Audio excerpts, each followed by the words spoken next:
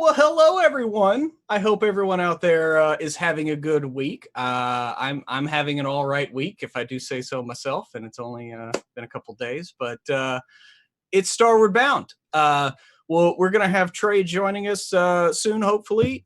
He has his own bit of exciting news. I'm gonna let him share it, but here we are. Before we get started, let's talk about sponsors. Tabletop Loot. Let me tell you about Tabletop Loot. They came to us and they said, listen, we like your brand, but it needs more of something. That something is us. Us being Tabletop Loot. If you go on over to tabletoploot.com, use WebDM15, you'll get 15% off of Stop Licking My Toes, Isis. Seriously, it's gross, okay? I'm trying to do a promo. I want 15% off that. I need that, but cheaper, please. Yes, definitely cheaper. Anyway, where was I? 15% off of dice, mugs, t-shirts. Check them out. They're awesome. They're good people. And you'll probably get a little WebDM, little cog thingy. They're pretty cool. So anyway. It's called a token. Yeah, token, sure. I was a child of the 90s, okay? Sorry if Pog's like just pop in my head. I'm sorry. So let's go around to cast and crew and see how everyone is doing this evening, and then we'll start with a little bit of a recap and jump into the action. First and foremost, Kiana, how are you feeling? I'm doing okay. I'm in like the last week and a half of my undergrad, so great, almost there. Terrifying, but I'm more than happy to take a break from my studying and writing that I have to do to go off into space with this lovely crew.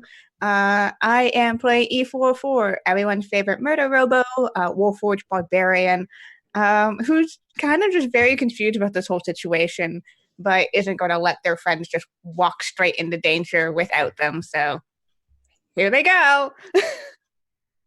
Here we go. Emma, how are you this evening? I'm good, Pruitt. I need to have a silly episode because my son is sick and we got too many secrets that we can't tell yet, and it's driving me crazy. I'm playing Hildegard. I'm going to bundle up all of my anticipation into extra dwarfy passive aggressiveness today on Starward Bound. That's hashtag on brand for Hilda. I like it. Thank you. Yeah, no, you're a consummate professional. Speaking of another consummate professional, returning with us this week, Sans Issues. Greg, how are you, sir? Let's define issues. I'm doing well. Yes, I can hear, which is a good plus. I've heard on at least 75% of the previous Starward Bound episodes, and I found that the ones that I can hear on, I do a little bit better. Anyway, I'm going to be back. I'm going to be playing Elry Tossbottle, the arcane halfling trickster. I have no clue what's going on, but I'm ready to fight. And if this fire elemental guy is in front of me, it's time to fight everybody. So sit back and get ready to watch a halfling die. Let's do this. Let's have some fun. Fun time episode. Let's relax. Yeah, just relaxing, just a good relaxing time. After all, this is a negotiated 10-hour armistice.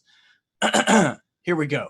So the party in the Heliac sphere, Dekul's sphere of origin, they found their way through means of a cat and mouse mystery up to close orbit around the sun of this Dyson sphere. And on this forge, this small little bastion of creativity, they came to fight a man named Vorta, who had kidnapped the queen. And upon Vorta's death, his patron, who had been calling to for the whole fight, wondering why he hadn't arrived, burst forth from the open wounds as the sacrifice was finally complete, and the pact they made oh so long ago was realized with blood. And Voronskaya, keeper of the 84th Outer Gate, stepped into the prime material plane, circumventing another agreement he had with the Forge Cleric here. The party negotiated a 10-hour peace where they could go and get their affairs in order. He agreed to this as long as they returned. And with Elry hiding over in the corner, was forced to leave Elry behind as collateral. So the party leaps upon their eagles and they fly away. And all that is left is the crackling of Vornskai's fire as he just sits in the middle of the room staring at the corner and Elry in hiding. Elry, what do you do?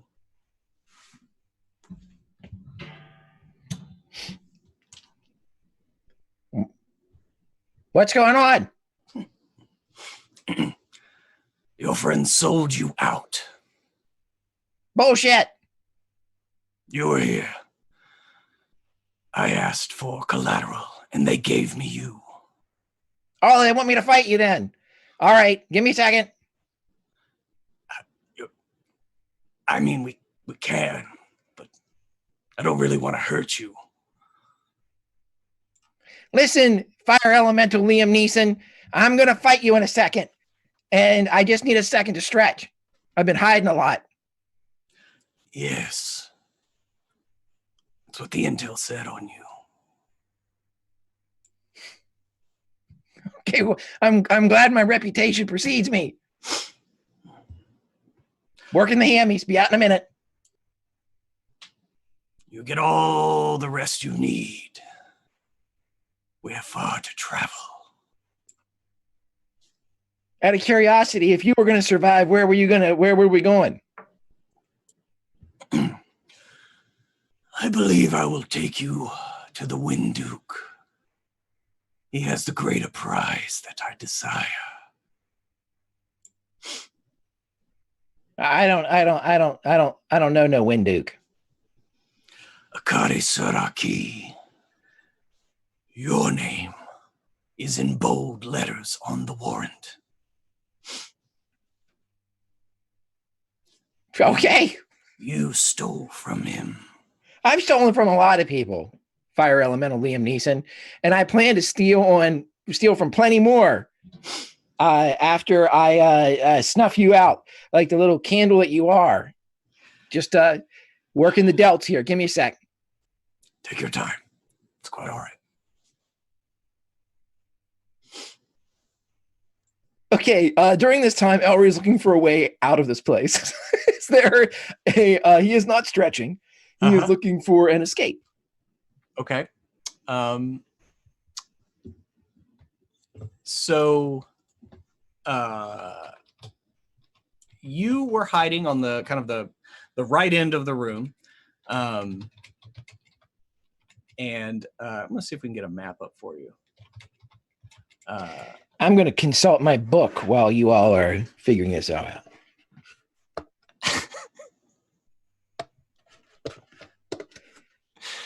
You're in the right side of the room. You're kind of near a couple of these like large tanks that Hilda seemed kind of interested in when she was up here. You're kind of like hiding near the control panels for that. Other than that, like your compatriots took all the eagles. You don't see Chappie Sinclair. That's okay. He flew off, but I'm just saying he's not on the ledge. Like if you were to chance a glance out there.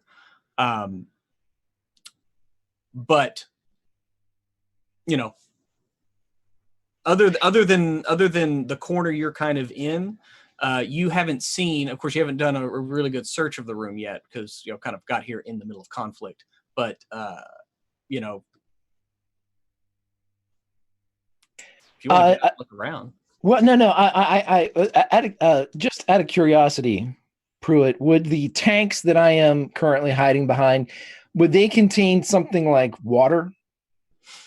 It looks like they can hold water, but right now they are empty. Both of them are empty. They look like they haven't been used in quite a while. Okay. So I have a big open ledge with no Chappie Sinclair in sight. Not that you can see. Do I have a mental connection to Chappie Sinclair? I don't know. Have you tried? Do I have a mental connection to my fart cloud, my 3-pronged flumps, puff, Yeah. puff, give, and left-hand side? Okay. Elry to puff, puff. Elry to puff, puff. Do you read me, puff, puff? Well, Elry, yeah, I'll read you loud and clear. What's going on? Do you got a vector on fire elemental Liam Neeson? Well, I mean, I don't know where I am right now. It's kind of dark. I guess I'm in that little pocket that you, That's right. It's been 2 weeks, puff, puff. I should summon you. That would help out this conversation quite a bit. I summon puff, puff, give, and left-hand side into existence.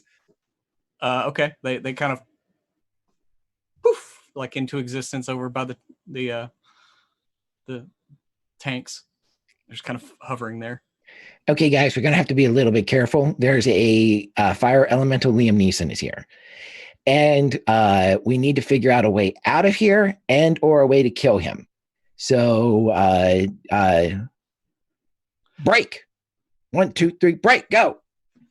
And he kind of like puts a little tentacle out and it drops. And you see his big like eye stalks kind of look over, and then they look back at you, Elry, and like,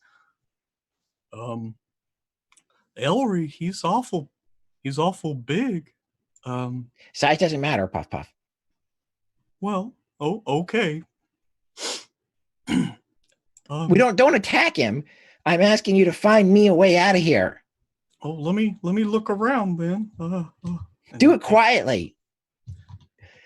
I'll be silent but deadly. That's what I need from you right now. And they kind of like toot out into the room in the greater area. And after, 30, 45 seconds, like you hear Puff Puff, oh, I see your eagle down here. He's just kind of flying around. Is he below the eye line of the ledge? Right now he is, yeah. Is he climbing or is he in a holding pattern? I guess he's in a holding pattern. He's just kind of he's just going in a circle. Okay, round, puff, round. Round the outside. Okay, puff, puff, give, left-hand side. I want you to distract fire elemental Liam Neeson. Okay. Make it good. Okay. So work on that CCR song we were working on back on the boat. All right. Down on the corner, out in the street. And they kind of toot up just in the general eye line, like trying to offer you some visual cover. And you hear Puff Puff like, he's coming around. He's referring to Chappie Sinclair. And they kind of just like wave their tentacles, and you just kind of hear them like mentally. Let's say you would assume they're mentally screaming. There's like, hey, how's it? Hey, like trying to offer some distraction. Perfect. Okay, I'm going to run and jump out the window. Okay. Let's roll initiative then. That is a 17 plus 21. Okay. So I rolled a 20. I'm sorry. So it gives me a 24. So yeah, Boren Sky, he's just kind of like staring, like you were kind of glance over around the tank, like getting ready to step out, and you see him just like these pinpricks of just anger. You see him kind of flare up a bit underneath this kind of Spartan helm, and he had just kind of had his arms crossed, and you see like a blade of fire just like ignite from a handle, and he just goes, and Puff Puff Give and left hand side all just kind of dissipate as he just kind of cuts through all three of them in like one strike. God damn you, Liam Neeson. I have a particular set of skills. Sorry. I'm sorry. Acting is not one of them. Let's do this. But the high ground is. Oh, wait, that was Ewan McGregor.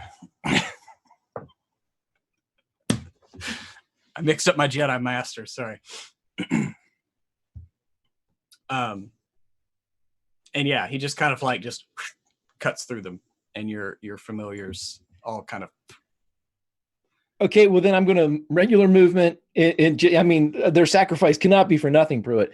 Regular movement, dash, not dash, but bonus action, and however long it takes for me to jump out the window. Woohoo! Okay, well, just so you know, there is no window. It's just like a ledge that kind of goes into it almost looks like a radio telescope dish, right? You are just kind of a ledge up on the side of it.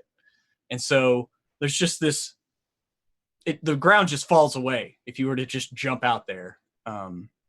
Okay, but Chappie's around there, right? He's below. Yeah, okay. No. Yeah, Puff, he told you like he's coming around. Like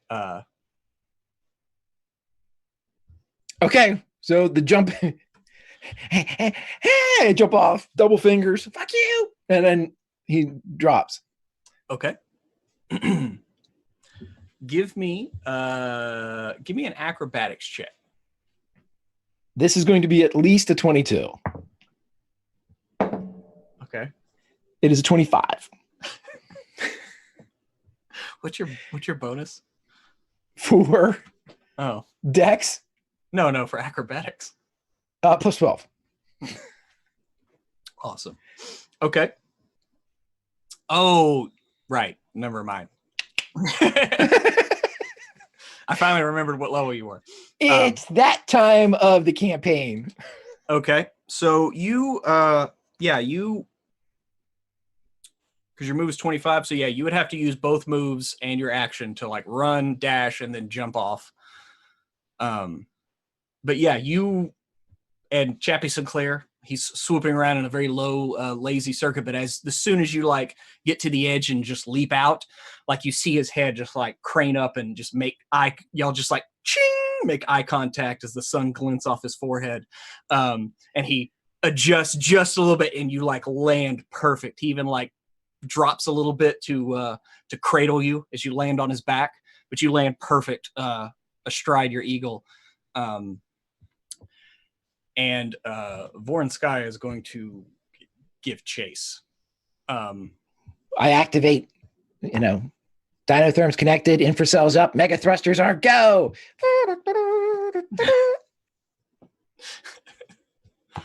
Going to make it fun, I see. Okay, so he kind of leaps off, and he like when I originally described him, I'm sorry, I realize I haven't done that for you because you weren't here last week because I'm an asshole. But he's basically like about 12 feet tall, like a body that's like just like a pillar of fire. He doesn't have legs. It's just kind of goes off into a roiling inferno, almost like a magma breastplate that comes down in like, gauntlets. And he had like 2 hilts that you now saw. They extend out into these kind of curved, fiery blades. And his helmet is that of like a very like severe Spartan build. Points come like way down, almost like a Skyrim helmet. And so he leaps off the edge, Elry, and rockets towards you, both blades out. And as he fires past you, pun intended, he's going to make 3 swipes with his weapons.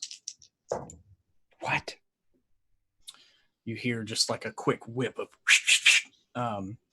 so that is going to be 19, 25, and 20.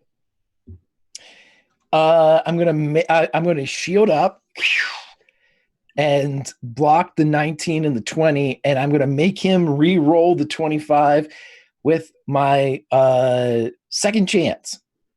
Okay.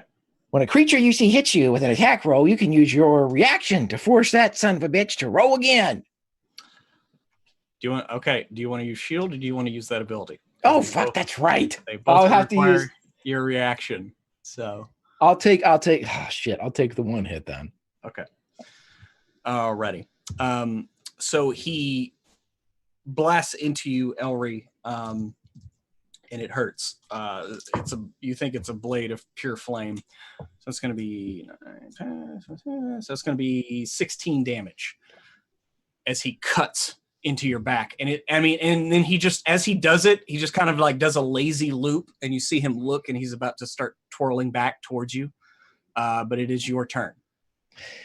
Does Chappie Sinclair count as an ally? Yes. He goes on your initiative. Okay. I am going to launch my own attack at this guy. I would like to. Let's just roll it.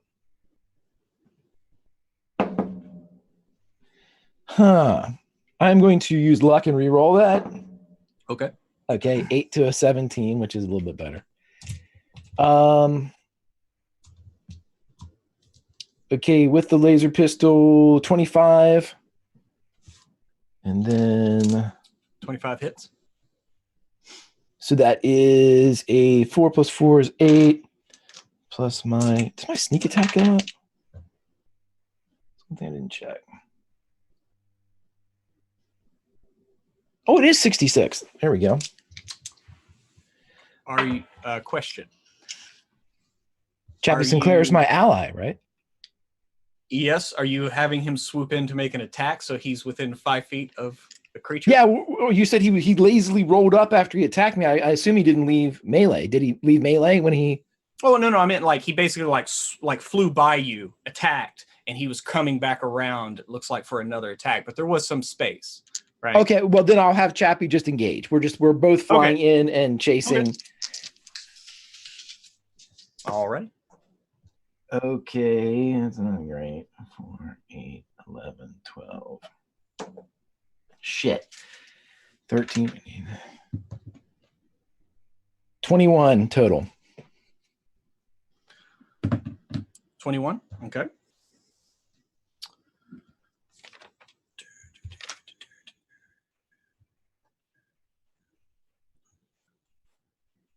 All right.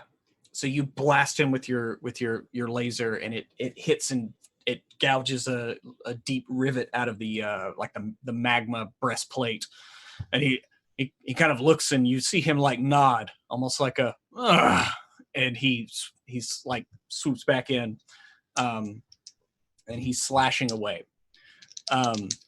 This time though, you can tell, Elry, that 2 of his attacks are not aimed at you. They are aimed at Chappie Sinclair.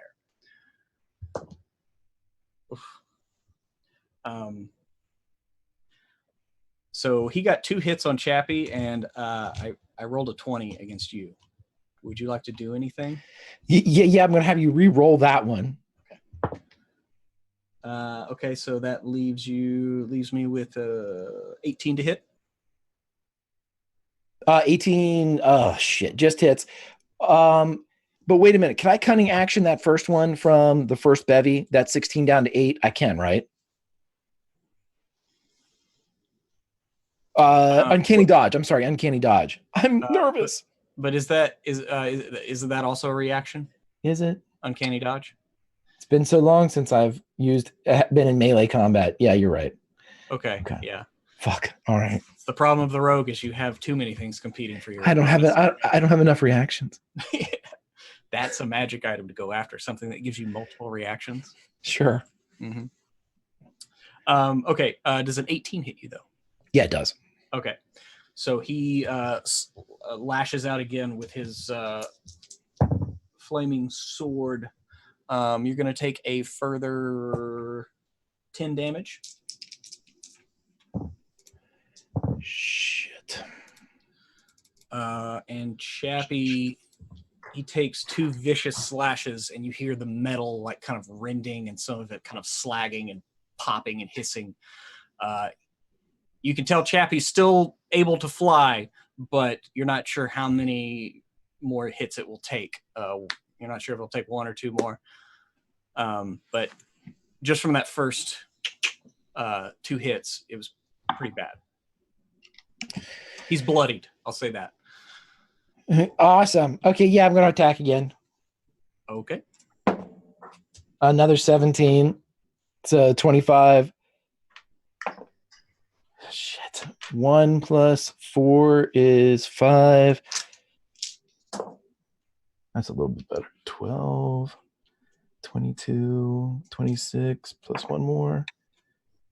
31, 36. Okay. First one was 21, 36. All right. Yeah, you like point blank. As Chappie kind of rolls over, you kind of pull your pistol up and you pop him, and it catches him like right under the helmet. And his eyes kind of ignite a bit. A fight. Yes. Yeah, fuck off. And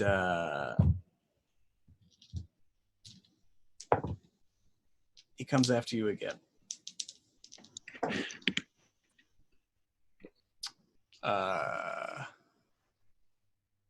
17, 18, and that's a miss, I know for sure. Does a 17 hit you? No. Okay, well, I only got 1 hit against you. 18. Let's make him re-roll it and just Okay. see if I can.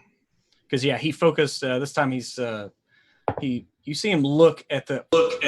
Well done. I re-rolled a 1. So Cool. So yeah, you managed to duck out of the way as he kind of focuses all of his attacks on you. Okay, go ahead. Yep. Doing. I have nothing to do but to fight here. Okay. I'm going to. I rolled a 7. I'm going to re-roll it with luck. That is a 17. 17 to hit. Yeah. His AC is 18. Son of a bitch. Okay, so I miss, and I used another luck. Okay. Do you not have a bonus action attack? I can reload my. I have the crossbow expert, but I don't think I can use my sneak attack on that. Can I? It's just an attack. So if you miss, I Yeah. mean, that's the thing is if you don't hit, then That was a natural 2, so I don't think that one's going to do anything to him. okay. Yep. No. Shot goes wide. And he comes back in and he presses the attack again.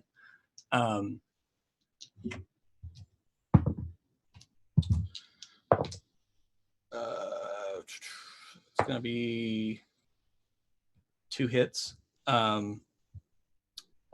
23 and a 26.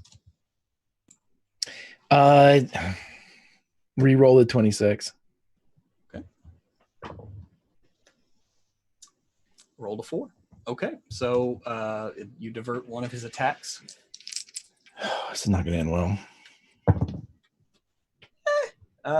6 and 4 is it's another 10 damage.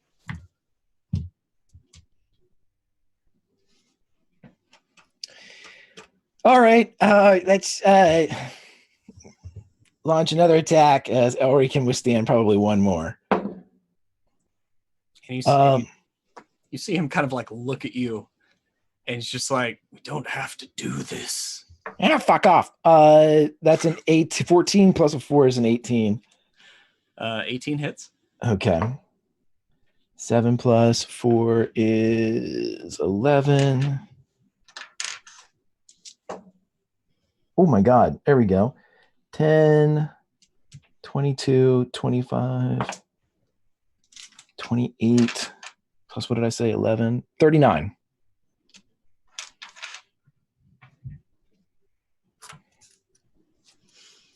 Okay. Yeah, you decided to use some of these GM intrusion cards. Yeah, you blast him, and it takes him in like the shoulder, and he actually drops one of his sword hilts, and you see the flame kind of lick out of existence as the hilt kind of like drops, and you see it kind of crumble. The hilt itself, once it gets about, however long you look. But he kind of like looks at you, and he's like, "You have fought well, but I'm not going to kill you." Is that supposed to make me not want to fight? No. Just making conversation, really. Okay. And he comes in with his one sword, and it looks like he's going to attack you once and Chappie Sinclair once. Red or blue? Always bet on blue. Okay. All right, so that's a 20. Do you want to do anything to that roll? I'm gonna make sure it doesn't hit with a shield. Okay. Well, I rolled a 20, so that would be a 27 to hit.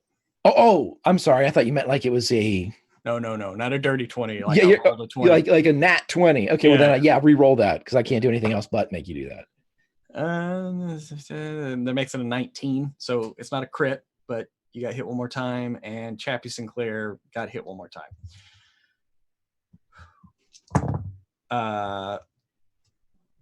Yeah. So, Greg, you feel Chappie Sinclair go lifeless underneath you as he stabs his sword in, and he just keeps driving it, and it like sticks up into your side, and so he kind of attacks you both, and you're gonna take 12. I don't feel anything. I don't know that Chappie died because I too am dead. Oh, well, okay. You dropped to 0, right? Yes. Okay. Yes. So you things go dark, Greg.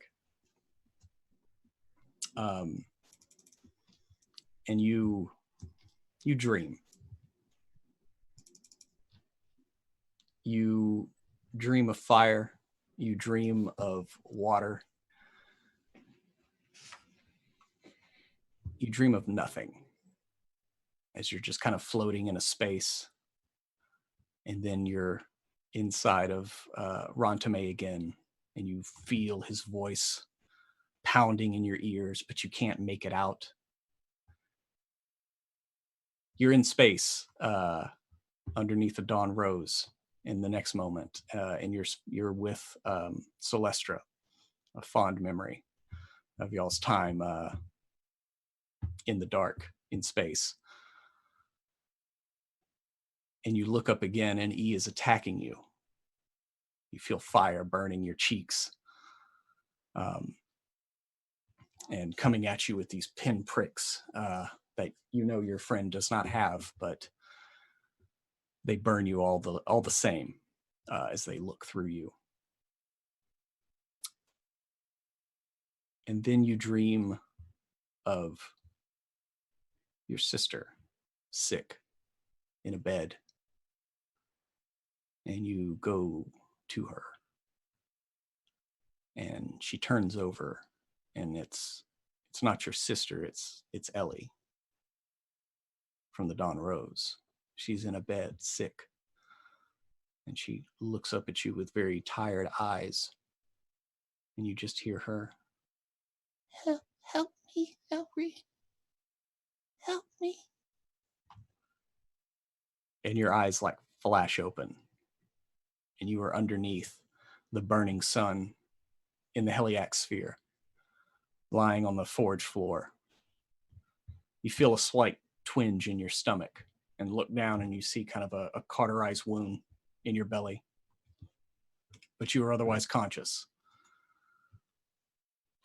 And Voronskaya is about 30 feet away, just kind of standing, staring with his back to you, looking up at the sun itself.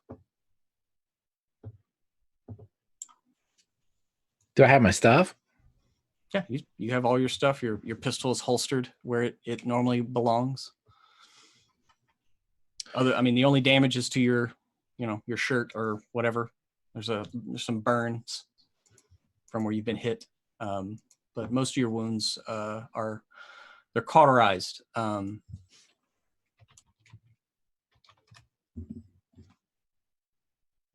How many hit points do I have? I just threw it in the backstage chat. You're bloodied right now. Okay. You if you ever spent a weekend at the beach, you pretty much feel like that all over. Like you're just like burned.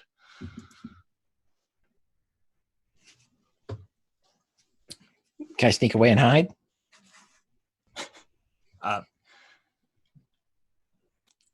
You can try. Again on a 17, which was give me a 29.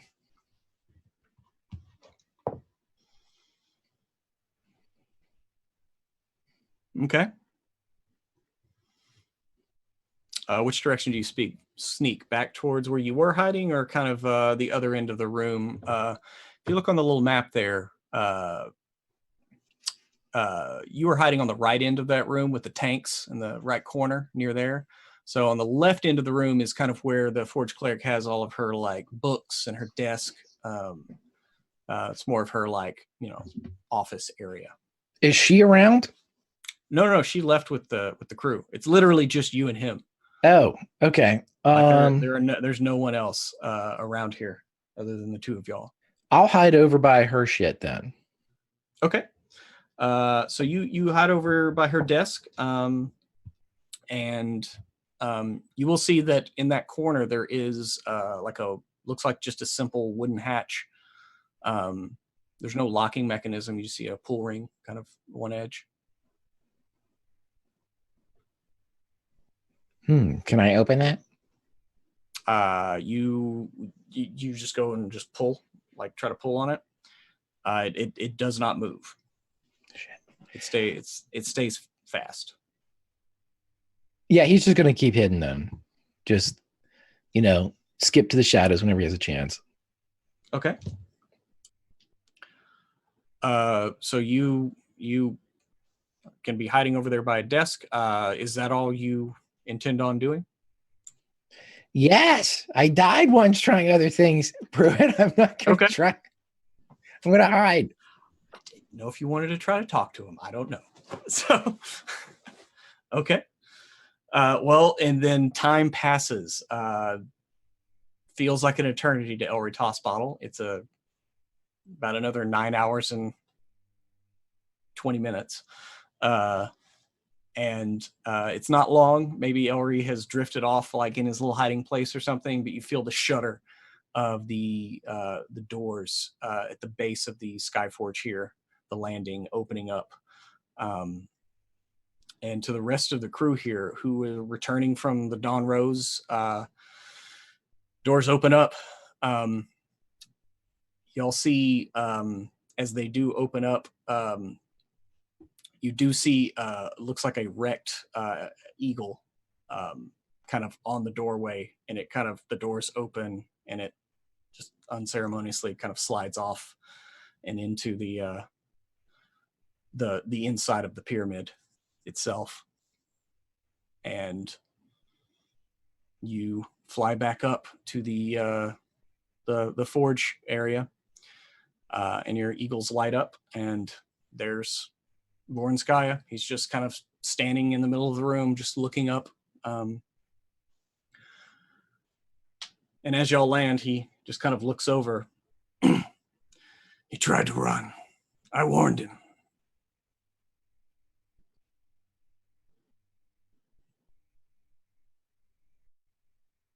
Hilda's gonna just walk straight up to, well, she doesn't know where Elry is, does she?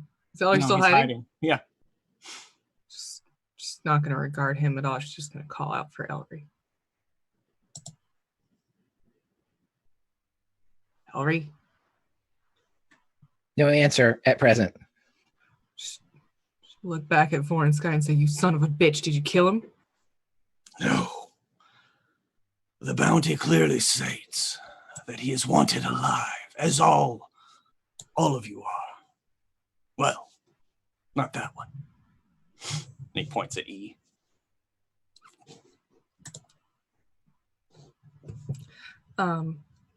She will. He ran. He attacked me. What did you do? I attacked him. Then I mended his wounds. And he actually kind of looks around. He's like, he's somewhere.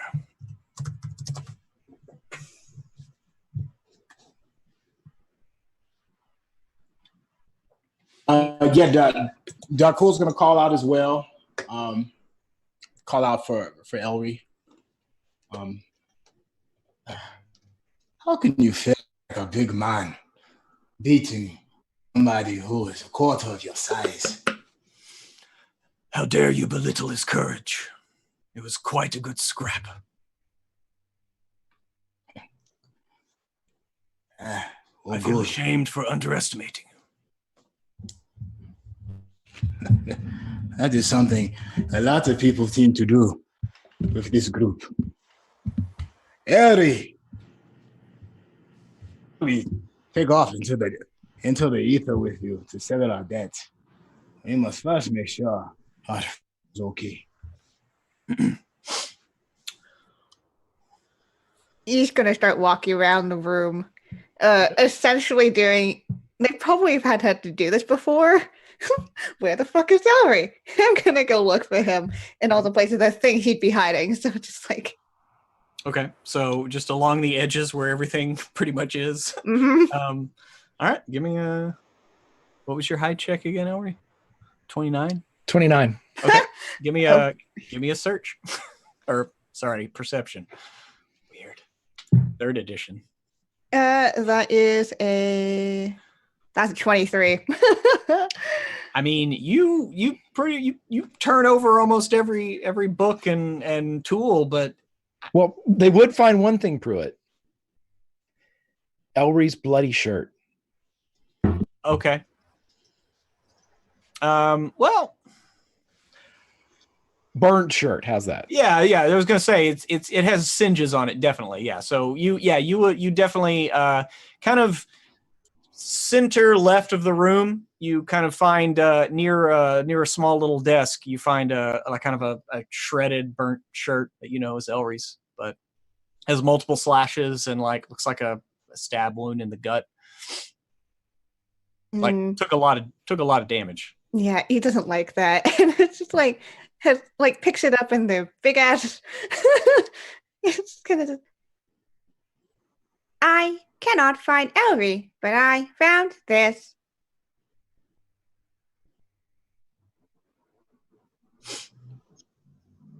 Yeah. With that's definitely going to worry Darko, and he's going to start searching as well. Okay. But it's not going to be it's not a timid search. I mean, he's pushing over stuff, all the equipment, knocking it down, flipping tables. Okay, do you start on the left or the right side of the room? E found Right Elry's shirt on the left side of the room.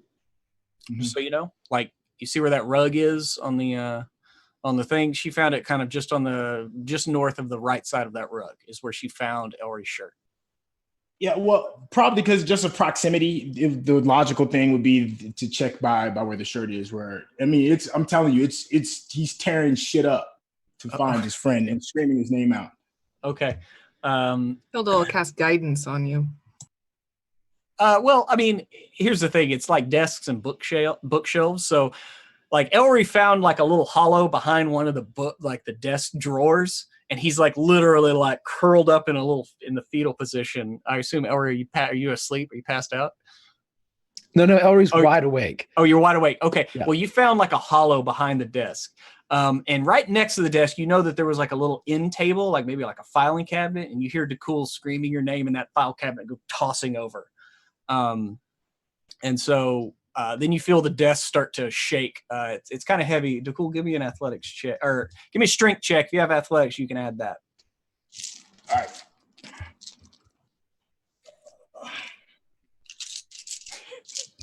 So sorry. What's better? Yeah, probably. I'm not that strong.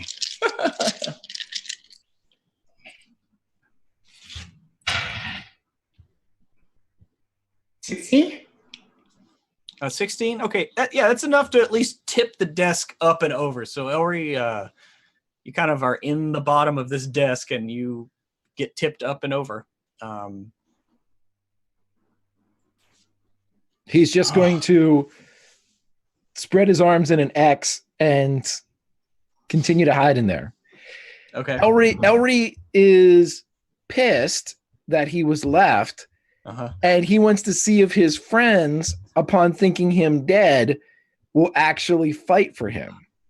So if we're going to meta this shit, that's what Elry's thinking in his mind right now. Okay. Elry's going to call out, or not Elry, I'm not Elry, I'm Hilda. Hilda's going to call out, Elry, this guy's a bastard, but we made a deal. Don't make me scry on you, Elry. I will find you. Yeah, absolutely She has a nothing. particular set of skills. Right. I have a very particular set of skills I learned in Albania. I murdered people. That's her backstory. You guys didn't know that. That's her entire backstory. Hilda's going to take that bloody shirt and she's going to scry on Elry. Okay. Mm-hmm. Does if you're scrying on a person, do they get any kind of save or anything? You do. You have to make a wisdom save. The DC is 18, but because I know you well and because I have your blood on a shirt, you're at a minus 15 to that save. Well, technically, there's no blood on the shirt because they were fire. It was fire damage, but you do know him.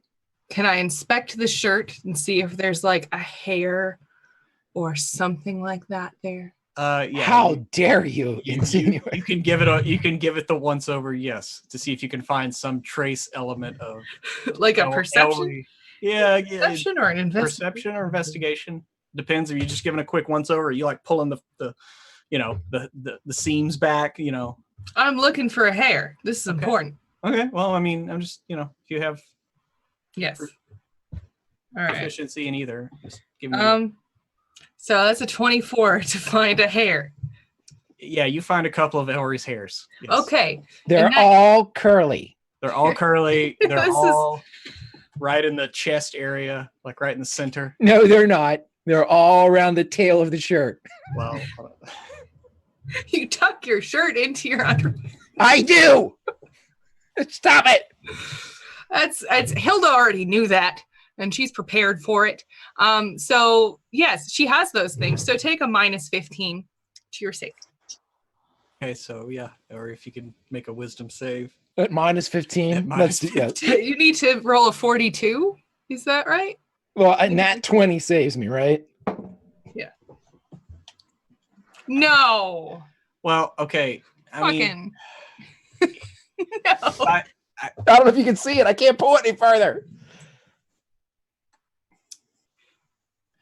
Jesus Yeah. Christ. yeah. I mean, I relent. Though. I relent. I relent though. I appreciate what Greg's doing, but I am one of those DMs. It's like a nat 20 on a save isn't an auto success. It's only attacks. But you sense Elry is in a very confined space. It's very dark, and it's also jostling. It's jostling. Yeah, it's tumbling right now as Nicole is tumping a desk over right behind you. Okay. But it's hard to a tell where mirror, he is. Like he's somewhere dark that seems to be moving around. What could that be? As Nicole's in the back, like shaking the desk. I Like, think E will just like turn and just like point. Okay, Elry walks out and shoots the fire elemental Oh my god. and says, "What the fuck fuck is wrong with you guys? And he does. He shoots. All right. That's a 3. That's not gonna hit. Yeah, the fire elemental never. He's still kind of just sitting there with his hands behind his back, looking up at the sun, and just the shot goes wide over his head. Just cool it for a second. Ellery. Damn it. Have you been listening to us this entire time? Are you playing games at a moment like this? I don't know, Dakul, are we? You motherfuckers left me here with this guy. I fought him and I almost killed him, which means we definitely would have killed him with all of you here, but you left me. You saw my burned shirt and you kept looking for me. What the fuck's wrong with you? If I'd found your burned shirt, I'd have fucking killed that guy. He's pissed. Hey, I'm sorry we left you. It was for good reason. You sorry you left me? With fire elemental Liam Neeson? We are all damned to the same end, Ellery. Whatever was going to happen to you is certainly going to happen to us. You were here for the whole conversation. I don't remember any of it. I couldn't hear. I wasn't paying attention. My earphones weren't working. That's why I wasn't here. That's a very likely excuse, Ellery. No, it's not. I'm almost always here. And I'm almost always listening to 25% of what you say. Ellery. And Hilda's going to get in close and she's just going to be like, it's dangerous to kill him out here. I don't care. It's dangerous to everybody. All these people we've met. I don't like any of them. Well, me either, but it's not what good people do. He stage whispers. Dakul's mom is kind of, she's all right. I don't give a fuck about any of these people. I barely care about the people that are on the Dawn Rose. But the rest of us do, Ellery. Well, shit, why'd you leave me? Because we couldn't. Battle. Just because I can't hear and my earphones cut out doesn't mean you leave a son of a bitch. Well, the DM thought it would be interesting. I don't know who that person is. I thought I did too, but I don't. Well, I don't know. This DM sounds like a real douchebag.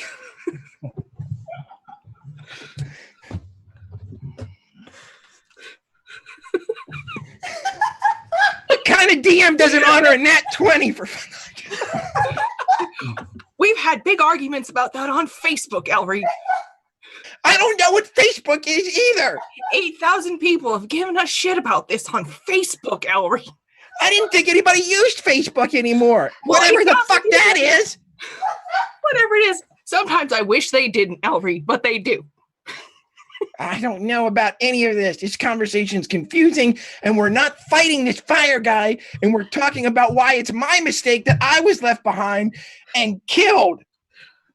God damn it, Kiana's on the floor again. And it's right at that moment Dakul says, listen, I am so sorry we have left you. Pulls the J out. Rolls it up real tight. But believe you me, if we are ever going to use something as important as you for collateral, we are most certainly coming back. Fires up the spliff. I think we're going to need a little bit of this going to whatever desolation this asshole has planned for us. And passes it right over to Ellery. Don't pass me drugs and think that I will forget. He takes it, but thinks that I will forgive you for what you've done. This is a bunch of bullshit, and you know it. You left me with a fucking fire elemental Liam Neeson.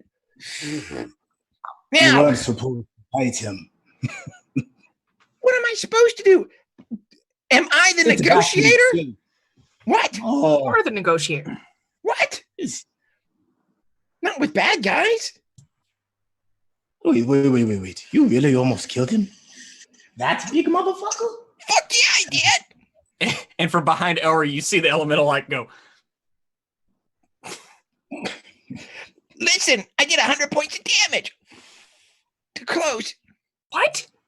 Yes. Yeah, it does seem like you go be a bit winded. Well done. Yeah, and Nicole gives him a hearty slap on the back. Well done. I'm keeping this. He killed me. And he killed Chappie Sinclair. You go tell Chappie. Good, well done. Well, hey, Chappie, well done. What's that, Chappie? Oh, nothing. He's dead. Well, he was never alive, so can't even really be dead. Don't say that in front of E.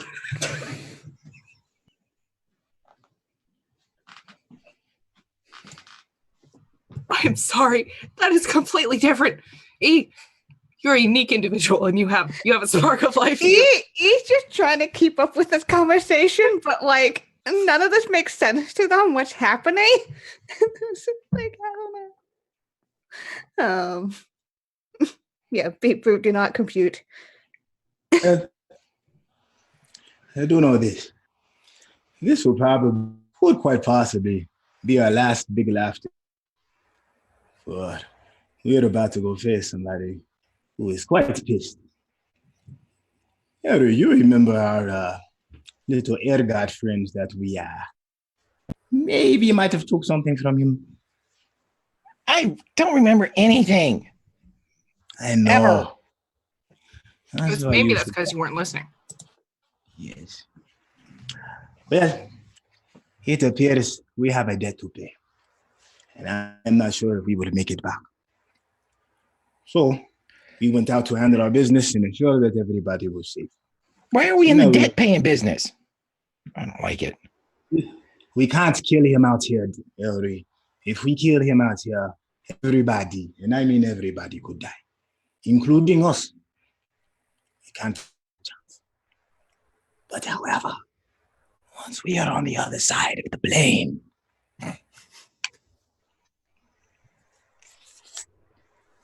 you know what I mean.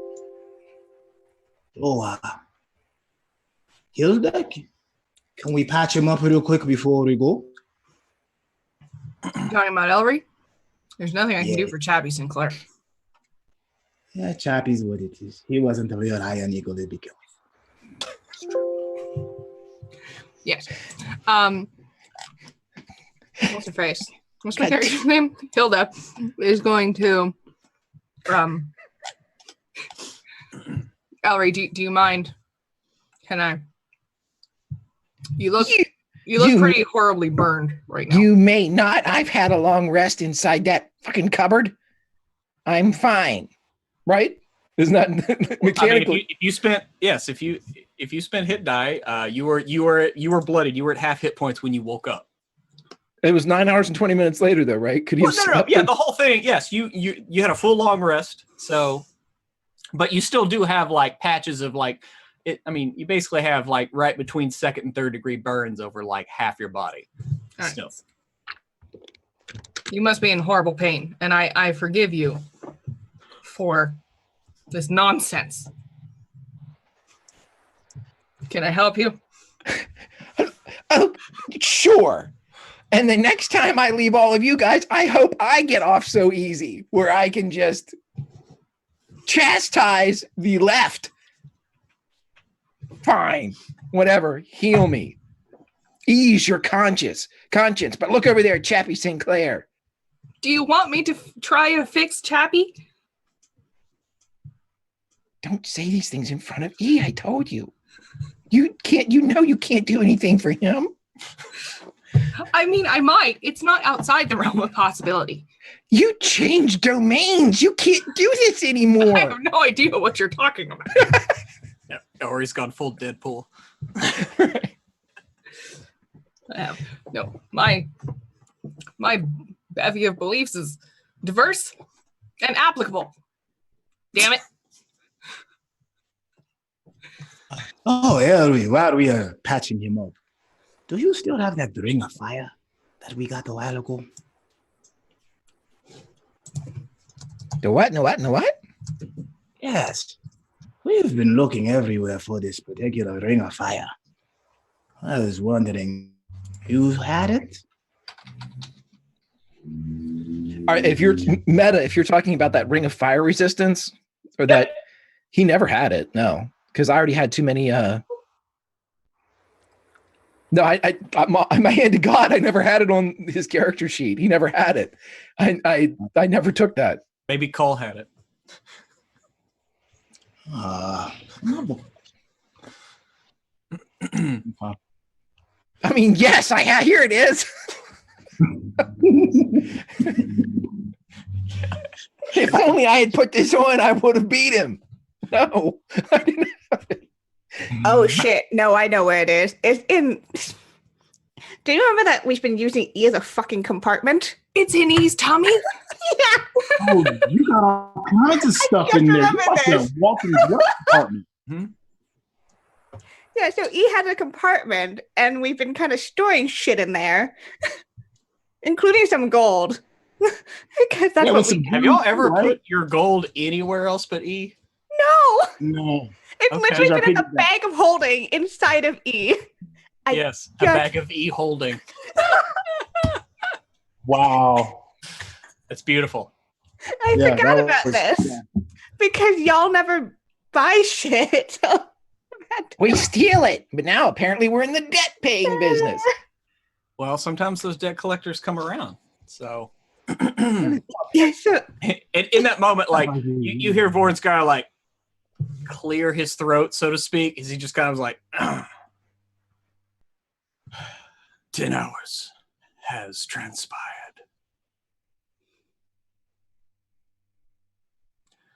All right. Shall we go? Just 1 second. Hilda casts mending on Elry's shirt and gives it back to him. I believe that's a minute. Mending? I don't think it's a minute. Is it?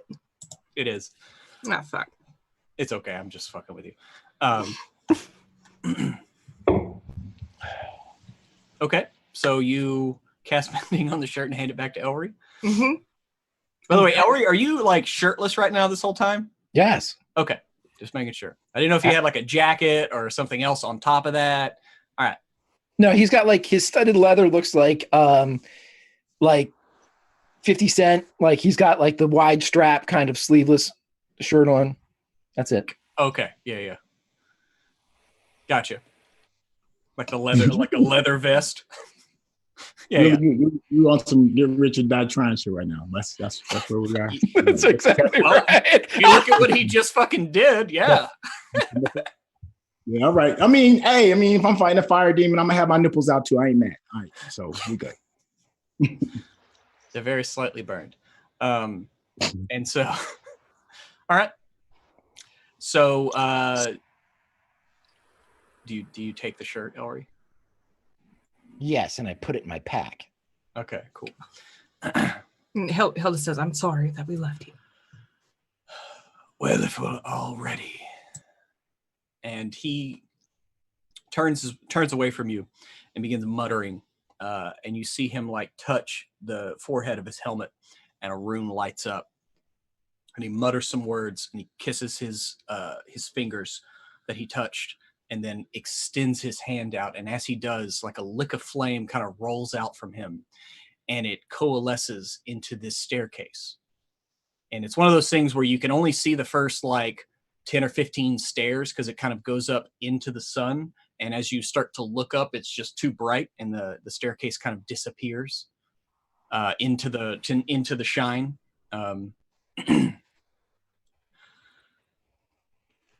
Are any of you resistant to fire? I know he is not.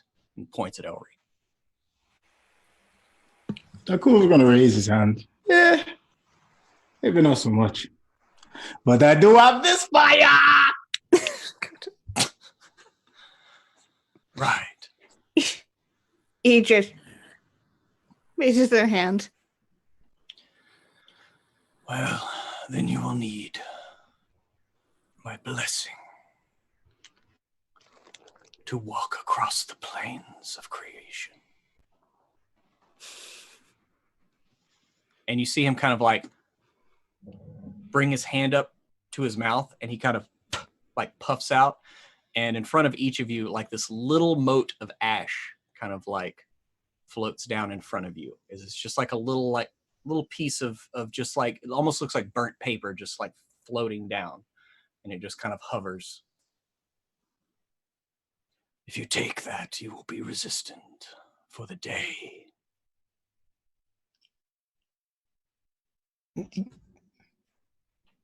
We take this, then you can take us to get your bounty? Well, you won't burn alive when we cross over into the plane of fire. Yes. As we go to take you to get my bounty, as was agreed. But you already said that we have to be there alive. And the thing's still floating. Ellery hasn't taken it yet. And he, like, you see him look from Ellery, and I guess it's a sigh. You're not sure if he needs to breathe, but he just looks at Hilda. What do you want me to do? I can't do anything. Ellery takes it. Please don't make me take. Thank you. And as soon as you touch it, it just kind of dissipates, and you see it kind of turn into just ash on your fingertips. But you like wipe away, and nothing happens. But you just have this mark on your wherever you touched it. But almost immediately, like, it was kind of uncomfortable here at the forge underneath the sun, and all of a sudden you just realize, like, kind of feels like a nice spring day, just pretty comfortable. Like almost immediately as soon as you touch it. Now Cool is going to take the tip of his blunt and catch the ash and smoke his fire resistance. Yes, it doesn't burn as much. Well done. Hang on, I'm going to see something. Okay, never mind. All right, yeah, you. Same thing. And after that, he just kind of like, it looks like he's motioning to the staircase that now extends from the edge of the landing. And it looks like it just kind of like rolls up into the sun itself. As he's just kind of standing there almost like a valet, like, if you would accompany me. How long is this going to take? Not long.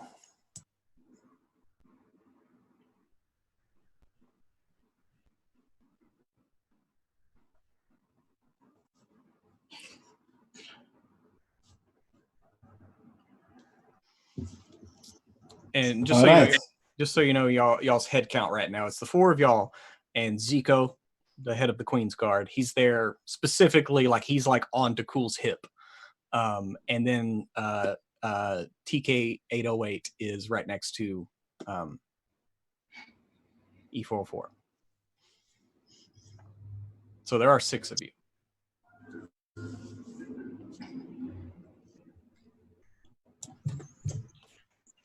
And he's just kind of standing there with his arm out.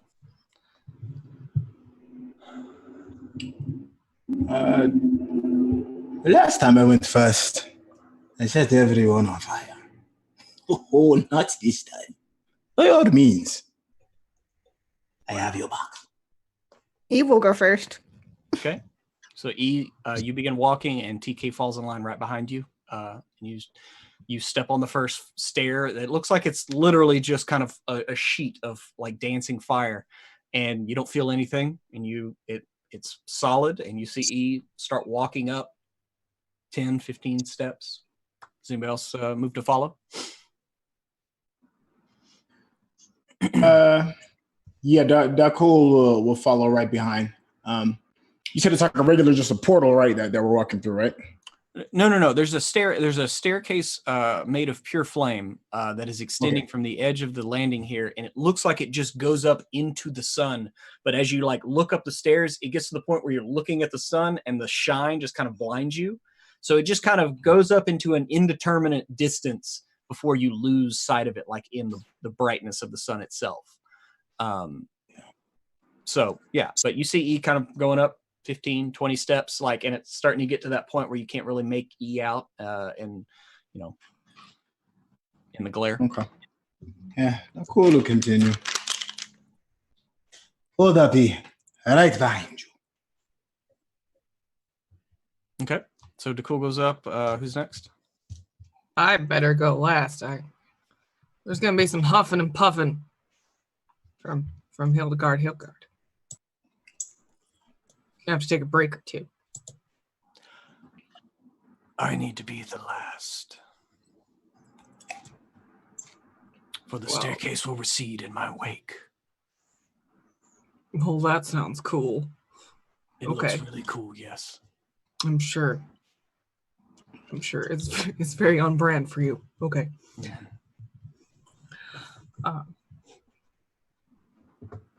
He'll trudge up. Okay. And Elry, you're up there too. Cool. All right. So after everyone gets on the staircase, Voronskaya follows, and you walk up 20, 30, 40 steps maybe. No, not really any longer than that. As you begin walking up, like, it gets to where you can only see the staircase at your feet. It's so bright, and you actually start to feel the heat begin to rise through any protections, resistance you might have. And you hear from behind you, Voronskaya say, "This is going to hurt, but pain is only in the mind. It will not affect you as you pass through." And E, you're the first. Well, he's got to wait till you get on the staircase before he tells you that. Come on. And E, you're the first to kind of breach this barrier, as even you, who don't really feel the effects of fire, being the being that you are, but you start to feel it. You start to feel like heat, real heat, as you basically are walking into a sun. And it feels like your gears and circuits are like fusing together almost, as it's hard for your limbs to respond to your commands. But as quickly as it rushes upon you, you pass through it, almost like if it was just a plane, just a membrane, and you pass through it, and immediately you're back to the equilibrium that you normally feel. And as you do, you see yourself rising, and everybody follows suit with the same kind of sensations. But E, you see yourself rising a staircase out of a field of lava, and you look around and realize that you're in the caldera of an immense volcano, and there's just this lone, skinny staircase rising to its edge. And as you walk to the top of the lip of this volcano, you look around, and there is just mountains and fire. The sky is ablaze. There are active volcanoes all around you. Like every other peak is actually a volcano. And he called this the mountains of creation. And as you look around, you are in the shadow of a volcano that is just, at the moment, it is not erupting. It is, and it's one thing you would notice almost immediately, is as you look around, every volcano around here is just going full tilt, and this one just kind of simmers and bubbles. And the rest of you climb up this staircase and out of the caldera, and you stand on the lip of this volcano.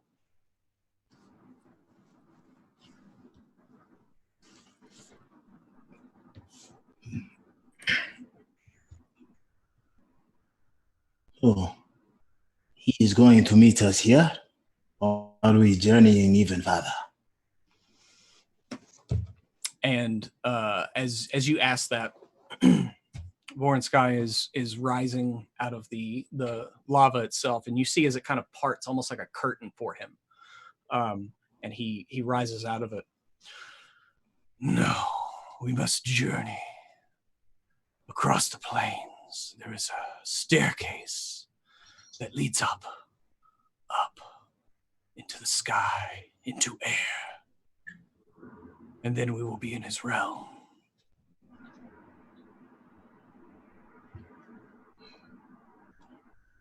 The last you talked to him, was he like really angry at us, or like, just bring those guys back so we can have a nice sit down?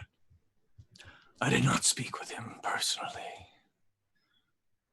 The information came by the same proxies as I get all of my bounties.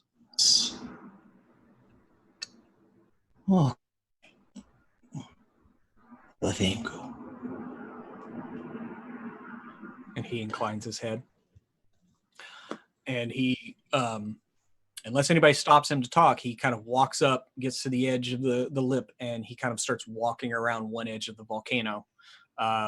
He doesn't really look back to see if y'all follow him, unless you don't follow him for a distance, and then maybe he would. But looks like he's just kind of starting to walk and lead the way.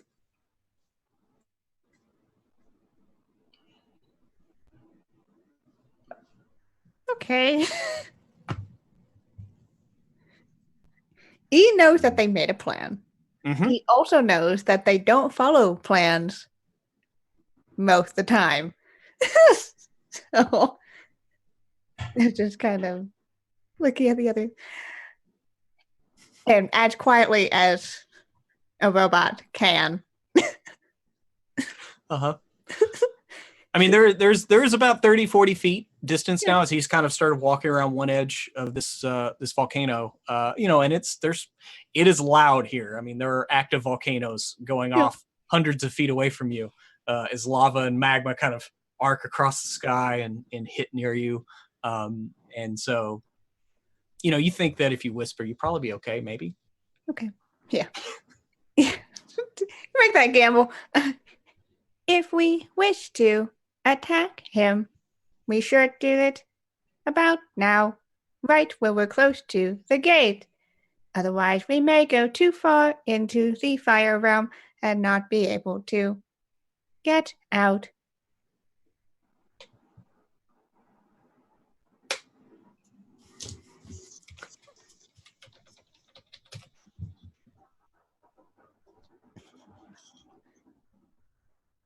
It's very dependent on whether we are going to go with that plan or go on the fly like we usually do. I thought the plan was to go on the fly. Well, no, we had an actual setup plan where we were going to attack him within the fire realm right by the gate so we could get out more easily.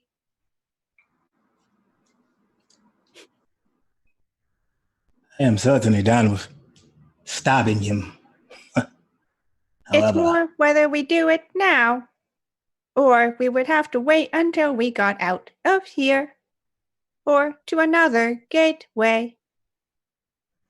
There is no out. Didn't the stairwell disappear once we got here? Oh shit! No, the stairway is still there. It descends into the lava. Oh, let's go. Okay. Stabbing prison shanks. Okay. Are you ready? Wait, point of order. How the hell are we getting back out of here? To the fire stairs. Listen, all you motherfuckers weren't ready to fight him 6 seconds ago, but when we get into a volcano, now it's time to kill him. I don't understand anybody. If we were to have killed him anywhere else, then the sphere would have literally been engulfed in a star.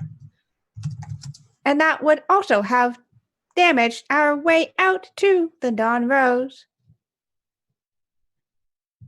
It is no better time than now if we are going to do this. Yes, there is. When we find a way out, if we see a door that says exit, then we kill him. First off, are we huddled up? Yeah, are we talking about We're like, this? no, Yeah, no, well, 30 or 40 feet like away. I told you, this it's about fucker. 30 or 40 feet away.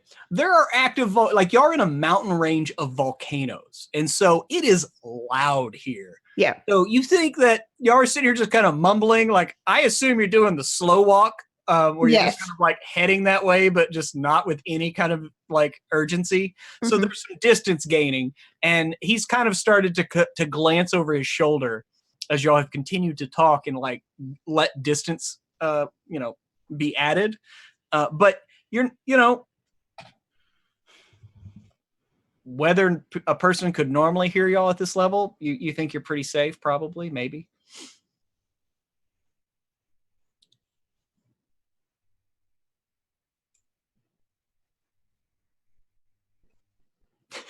Whatever.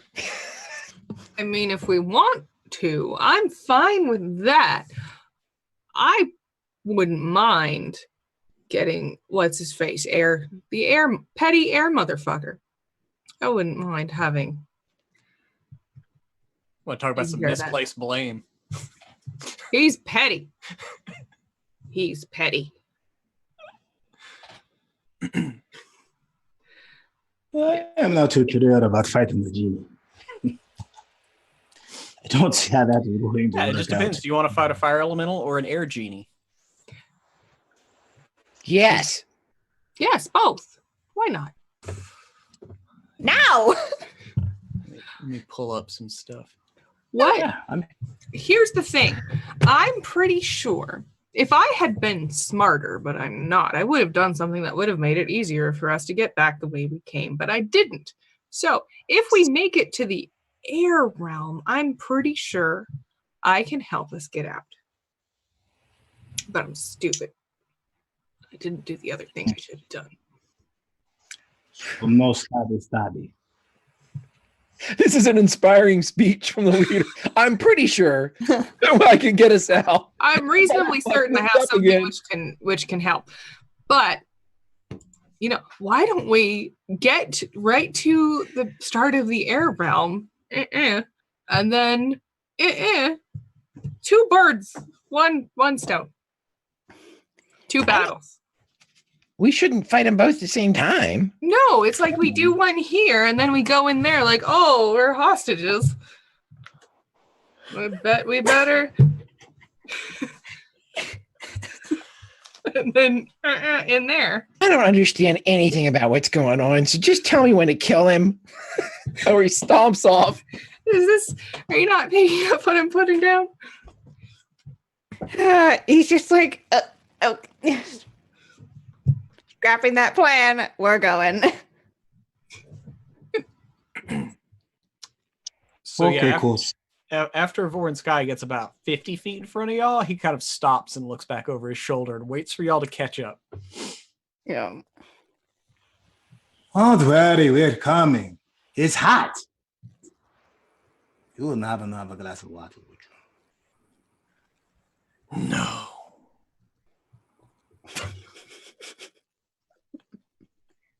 What about those pickles you talked about last time? You got some of those? No. But I asked for them specifically.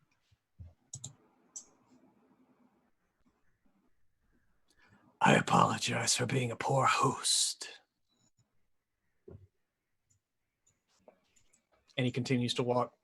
After a while, he gets to what looks like a staircase cut into the side of the volcano itself that just kind of runs like straight down the side and begins heading down. It's about a 20-foot wide staircase, perfectly cut. It's kind of down to it's a mix of like molten, like of rock and like charcoal and a little like obsidian kind of run through.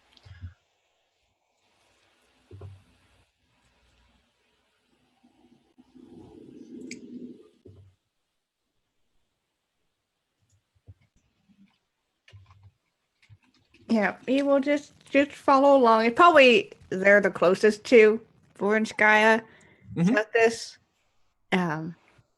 Again, they're super. They know they're not part of the bounty. So, just going along. Ow.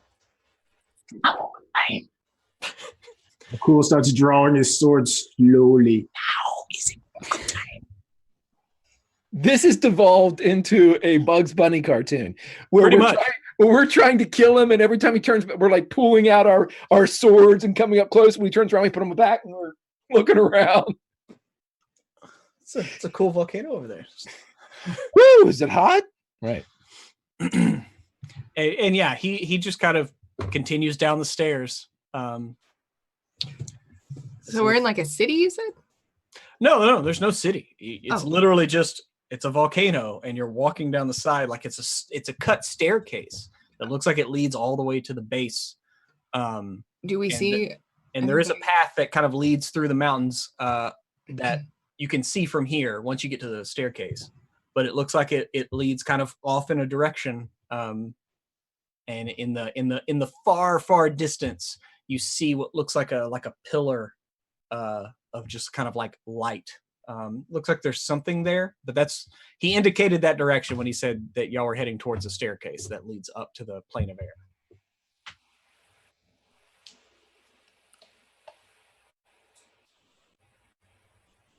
Do we see any other living things? Occasionally you see like some fire methods kind of pop up out of the lava and throw little spits of fire at each other. And in the distance you see elementals of various sizes and shapes just kind of moving about. In some of the other volcanoes you can see similarly garbed individuals standing at the edge. It looks like some of them you've drawn the attention of some as they're like looking as their volcanoes are just erupting behind them, and they kind of like look as Voronskaya walks down these stairs, and they're just silently watching. But it's the same general build. You see the armor and the helmets, but they're just kind of standing almost in judgment.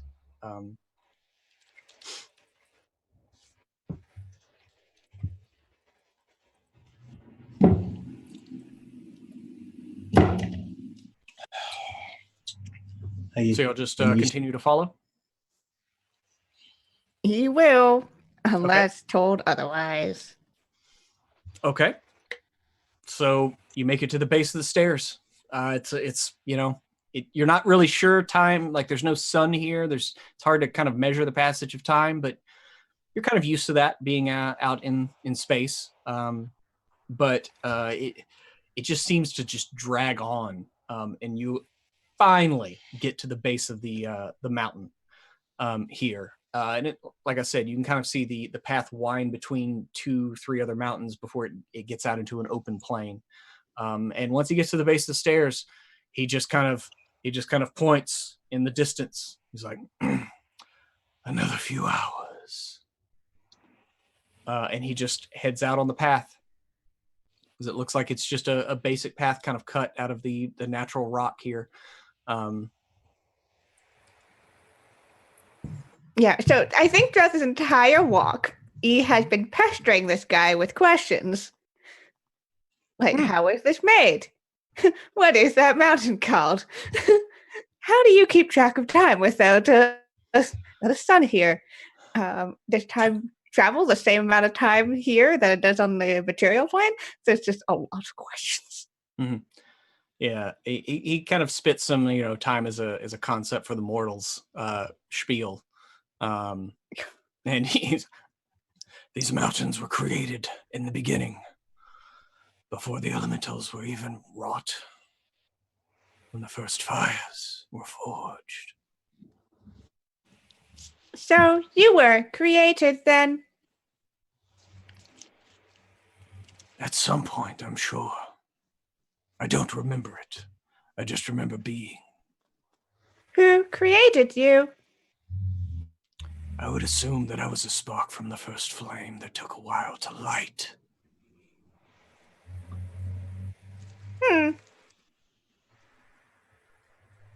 Are there others like you that you spend time with here? There are other keepers of other gates. I am the keeper of the 84th outer gate. There are also the keepers of the inner gates. So do you just stand there by yourself? We ensure that our gates are not breached from out or within. Sometimes we challenge each other.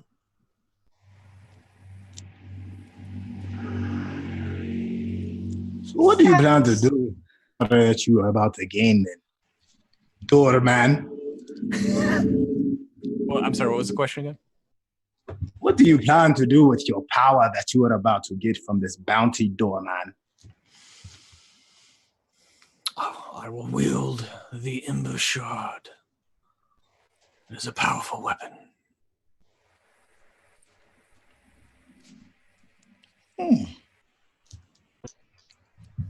So this shard might help you from being the air god's little bitch. I've never met the air god. And I think he's a genie, but semantics, really. He's probably a god to you. He put out a bounty. I'm calling in that bounty. It'll be the first time we meet. Doorman, someone who goes and fetches people's things. You sound like a glorified butler. I'm just saying. I want you to have power like I want to have freedom. Are you under his thumb? No. He has something I want. I have something he wants. It is business. What do you have? You. What does it matter?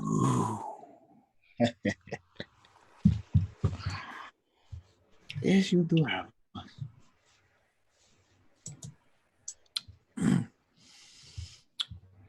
You are making your way. God, this voice. God damn it. I thought y'all would have killed him by now. Fuck. This goes to show. Pick your voices carefully. Right. But yes, you pass the first mountain, rounding the second, and it's an active volcano. So you see him kind of look around and start kind of climbing up the side of one, like kind of going off the path because it looks like maybe there's a lava flow up ahead, and he's trying to find a way around it.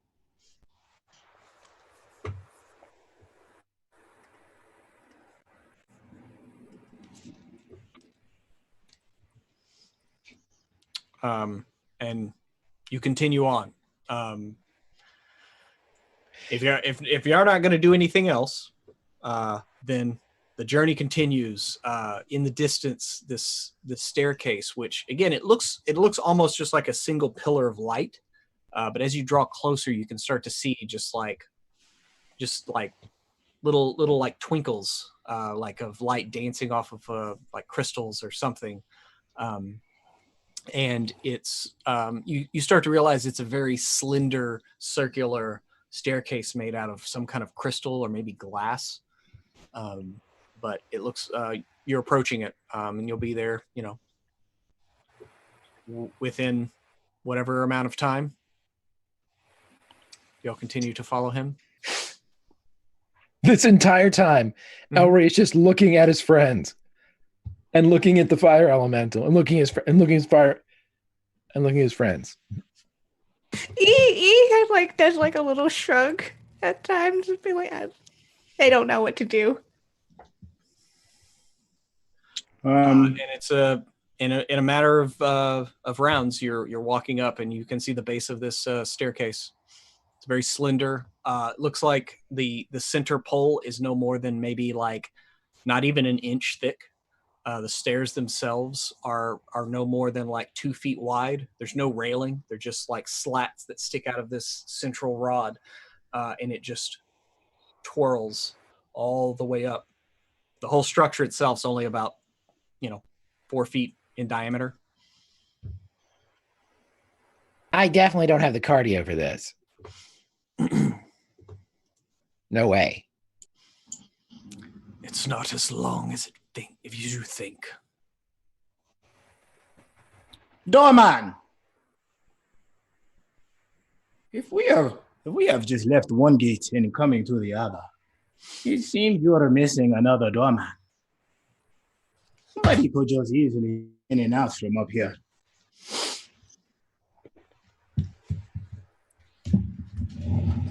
And he just kind of stares at DeCool, and he just has his hand out, waiting for y'all to walk up the stairs. hold on. Just a quick moment. I need to take a breather.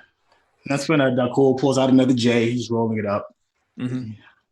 So you said there are outer levels and inner levels, and a bunch of other doormen that fights for doors. Yeah. What level are we in now? Are we inner or are we outer? Still twisting the spliff.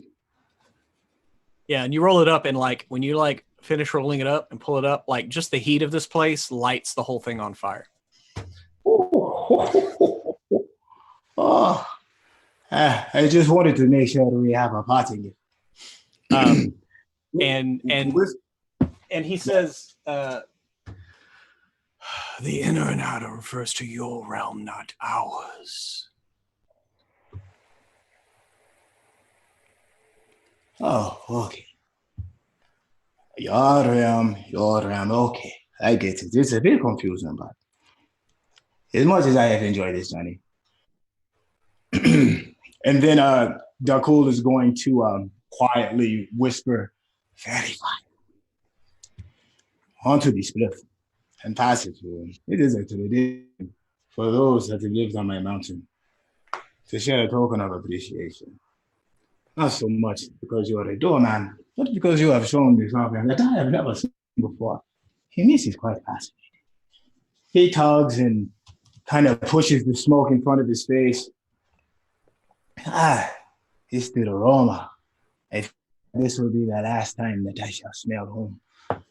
He passes it to him. And then as he's passing, he's going to look back at everybody else. And y'all see him like he regards Dakul, and he reaches forward with his hand, which again there's like a magma coating to the gauntlet, but the hands are are flame. But you see that magma kind of overtake his fingers, and he actually forms fingers and reaches out and grabs the peace offering, and he kind of brings it up, and it looks like he takes a hit, but the whole thing is just evaporated as soon as he gets near his face. But what you do see, because I rolled, you see his flames kind of alter color just a bit. And you can see the creases in his armor. You see the spots where armor doesn't quite cover as they kind of poke out in a slightly whatever color you normally have for your fairy fog. You see smoke kind of puffing out, showing off all of the kinks in his armor.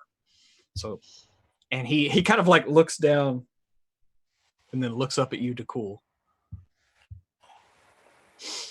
No, you have to. It's okay. It burns quick.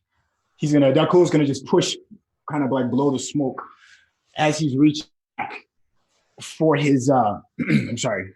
As he's reaching back for his adamantine sword and attack one of the creases. Okay. So I'm going to give you a surprise round. Everybody roll initiative. And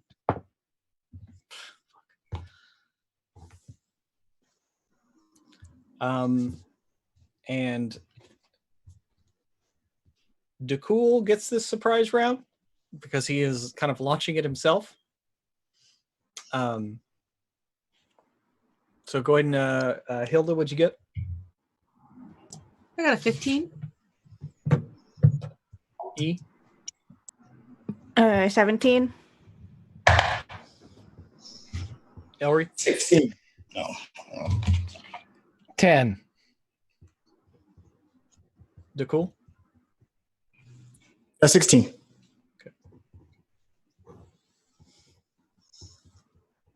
Okay. All right. Dakul, you go ahead and go as you kind of just light this up. Actually, y'all see the smoke. You know what the smoke means. So as you see Dakul reaching for his blade, it looks like you're going to get a surprise round. So E44, you go first.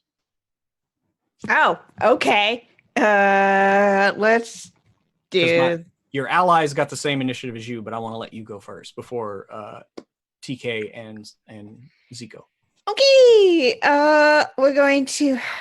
We're in a fire plane, so we're gonna rage, but that aura is not gonna really do anything. No. It's fine. I still get all my other cool shit.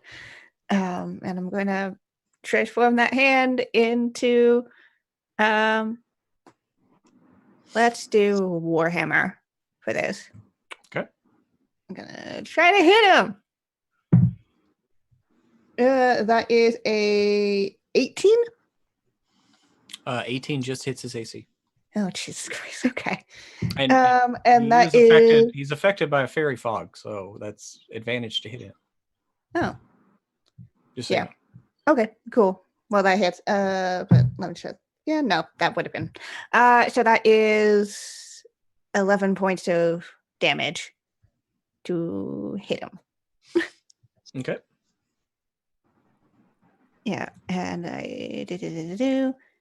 yeah, and I used my bonus actions for rage, but I can attack again. I think yes.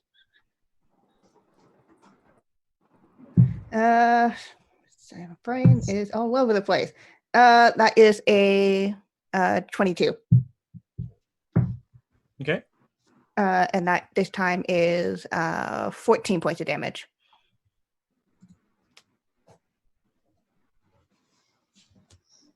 All right. Yep. You slam in twice. And he just like takes the hits. It is TK and Zico's turn. Zico runs up with his sword, slashing, and makes a fool of himself. And you see TK really concentrating, and you just see him kind of like let out like a noise or something. You think you feel like a breeze, but you're not sure. But it is Dakul's turn. Yeah, he's been dying to test out his adamantine. He pulls out and goes straight for one of the crevices. Let's see. 1 to 2, 17. 17.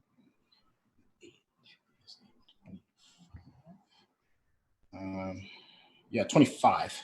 Sorry, I'm over here trying to do my yes. All right. Sorry. And for the second attack, he's gonna bring it back for a backslash. Let's see if that is. 3 and 9 and 8 is 17. 17 does not hit. Okay. So the 25 damage for that is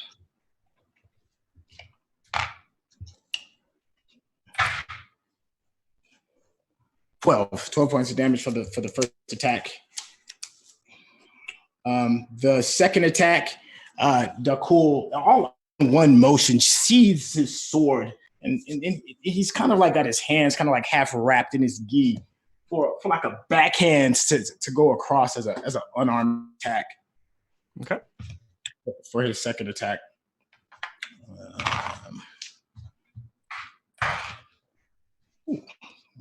That's 27.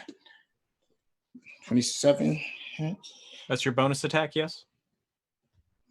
Yeah.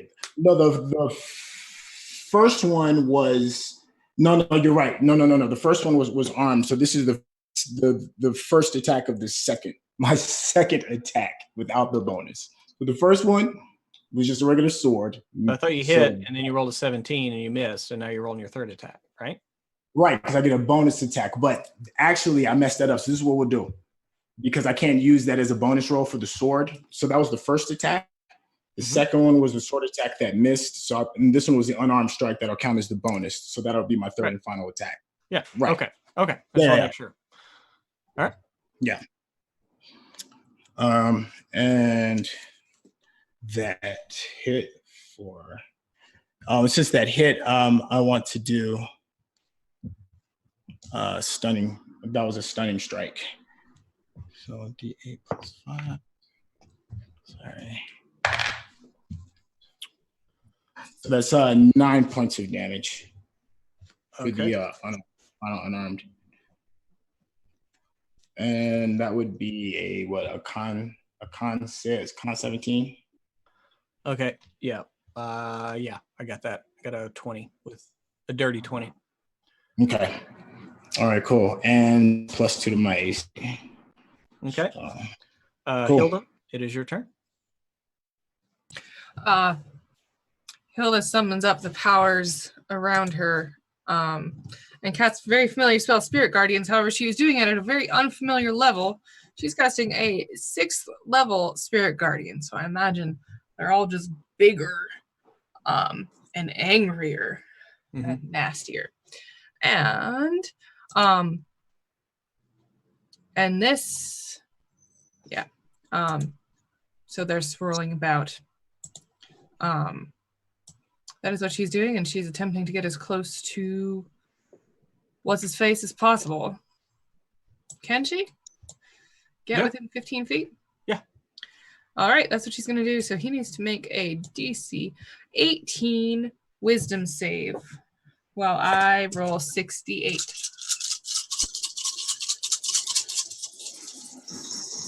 Okay. I got an 18. Okay.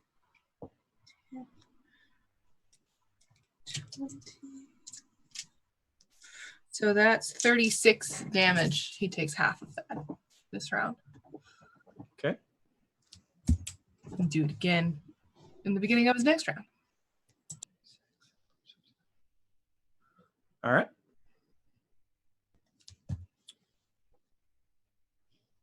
Elry, it is your turn. Elry is going to pop out, take a shot. 22 to hit. That is a hit. He is going to hit his gun for shit. 7 plus 4 is 11 plus 66. 6, 6, 4. Let's do that. 19, 22. And then what I said before, 11, 33 total damage. And then he's going to hide for his bonus action. Okay, where are you hiding? Y'all have been walking across a cinder plain, almost like a ashy, like a salt lake, except it's just ash and smoke. And there you have some compatriots. He is going to just dance behind Dakul and E404 until he disappears, because I have that halfling thing. Okay, yeah. Okay. I'll allow that. Yep. Do you want me to roll a stealth just to make sure? Mm-hmm. 6. Well, it's going to be a 22 regardless, but a 16 plus 12 is 28. Okay. So you're dancing, getting lost in the melee, and you all just kind of like erupted on him, and so we're heading back around to the top of the initiative as he's just kind of like gets hit with all these attacks, and he just kind of like finally, and you see him light up. And then you see a puff of black as smoke and soot seep out alongside of Dakul's fairy fire. And it joins in the torrent of Hilda's spirit guardians and kind of rolls in counter to it as he has his own, like, this aura that pops up. Everyone who is within 15 feet of him. If you are in there, you cannot see. It is just smoke, and you hear like laughter. As you saw like fire and lava mephits hopping out of the lava, in here in this smoke, you see faces form, little cherubic like with broken and pointed teeth, like cackling just before they disappear back into smoke. But they're just all through this torrent of smoke that comes up from him lighting up. And so at the beginning of your turn, just let me know if you're within 15 feet of him, and I will let you know what happens. And so we are back at the top of the initiative. So it is E404. E was in that 15-foot range because they're in melee. Right. Okay, cool. Go ahead and give me a con save then. Oh, lovely. Great. Awesome. It's good times. Mm-hmm. That is a 30-20. Okay. You manage to still be able to retain your sight as smoke threatens to just envelop you and you're just lost, like you can't see anything. So you're not blinded. So you can still make him out, but the bonus of the fairy fog is negated. Okay. And you may go. Cool. We're going to hit, that will not hit though with a 17. The next one though is a 23. So 23 hits. That is 12 points of damage there. Yeah. Okay. That's about all I can do right now. Okay. You hear Zico begin to yelp as he's just kind of like, get it off. You're not sure where it is in this roiling cloud, but he sounds like he's fighting something. You're not sure what though. And the same goes actually for TK-808. You don't hear her. You hear her kind of, because again, she doesn't have a tongue. So normally when she communicates with you, it's through telepathy, but you hear her kind of gasping and like, it sounds like she's in a struggle with something. You're not sure what, but both of them were pretty near you. So that's what you hear. But you can see Voronskaya, and he's just looking down at you as you know, his swords are. How far away is he? I mean, he's like next to you. Okay. I mean, you're in melee with him, so yeah. And he's like 12 feet tall, so yeah, you can still see him, but you've lost count of all your friends. Okay. When he started his turn, he needed to make a DC 18 Wisdom save or take 30 damage or half of that. Okay.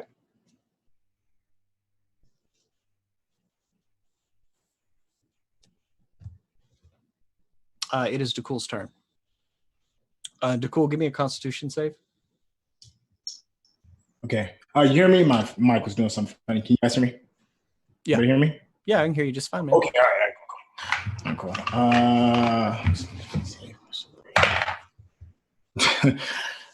13. Yeah. So Dakul, you were up there. You were attacking Voronskaya.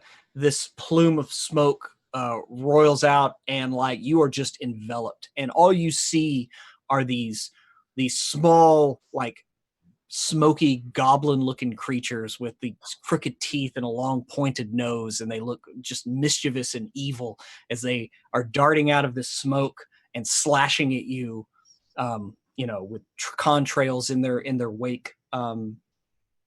And you can't. That's all you see. You have lost track of Voronskaya. And you take 14 damage.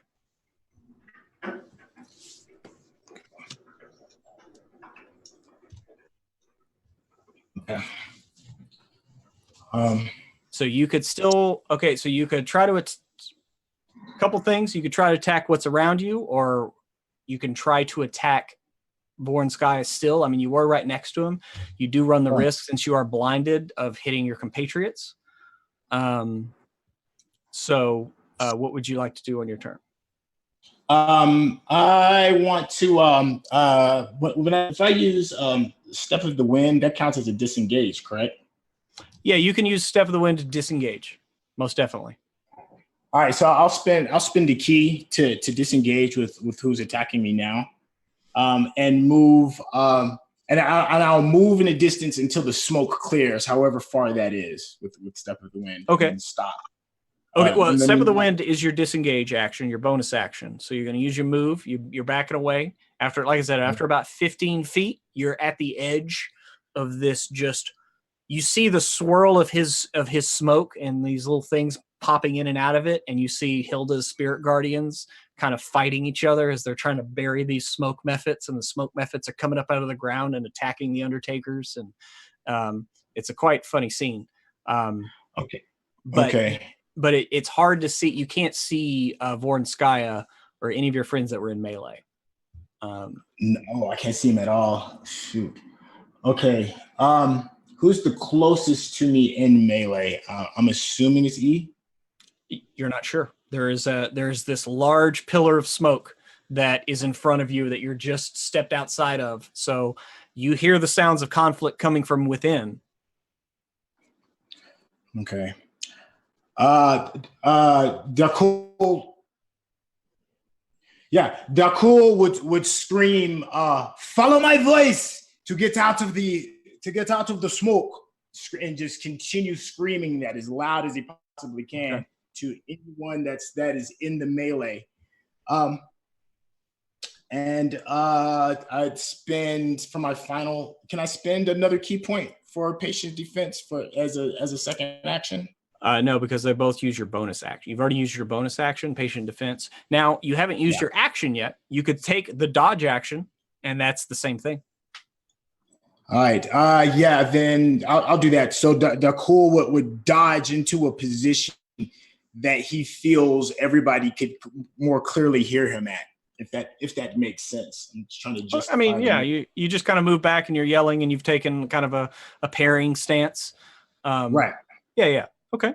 So yeah, Dakul begins yelling. And next up in the initiative order, we have Hilda and then Elry. So y'all, I'm sorry, but I have to take a quick bio. I'm about to pop. So I'll be right back if you want to discuss your next move.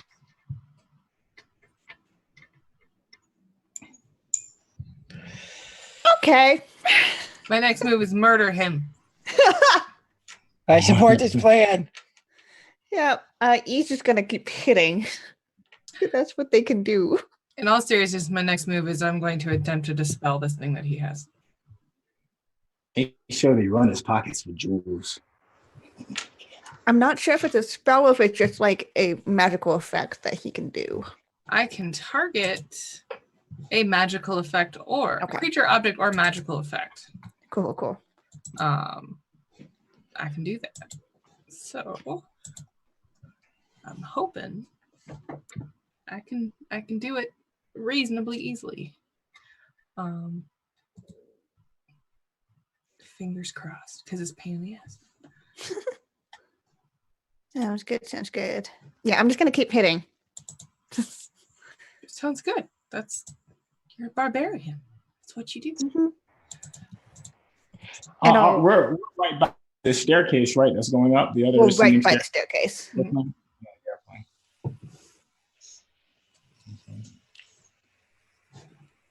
So that'll be interesting.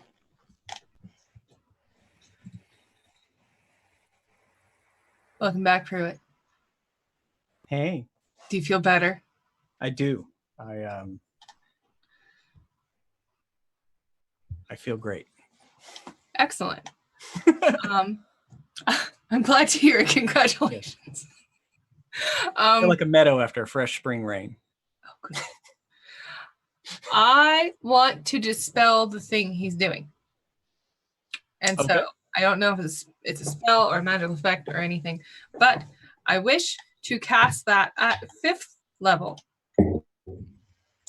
So if it is a 5th level sort of thing or lower, it goes away. But let me know the DC I need to make. Yeah, you're gonna need to go ahead and give me a roll on that.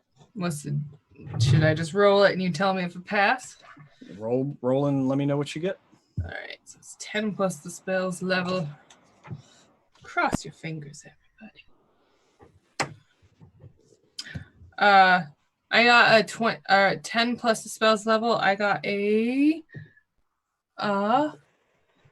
ability check using your spellcasting ability. So that's a 16 plus 6. It's 22. There we go. Okay. DC was 18. And so yeah, you manage and as you cast the spell, because you were kind of up there near combat, so you could I'm sorry. First off, give me a Constitution save. My bad, because it's the start of your turn and you're in this thing. So Yes, I am. Is the poison? Hello, Raiders. Hello, Little Red Dot and everyone. We're in the middle of a fight with a giant fire elemental who's a guardian of a fire gate, and the crew has decided to finally spring their plan.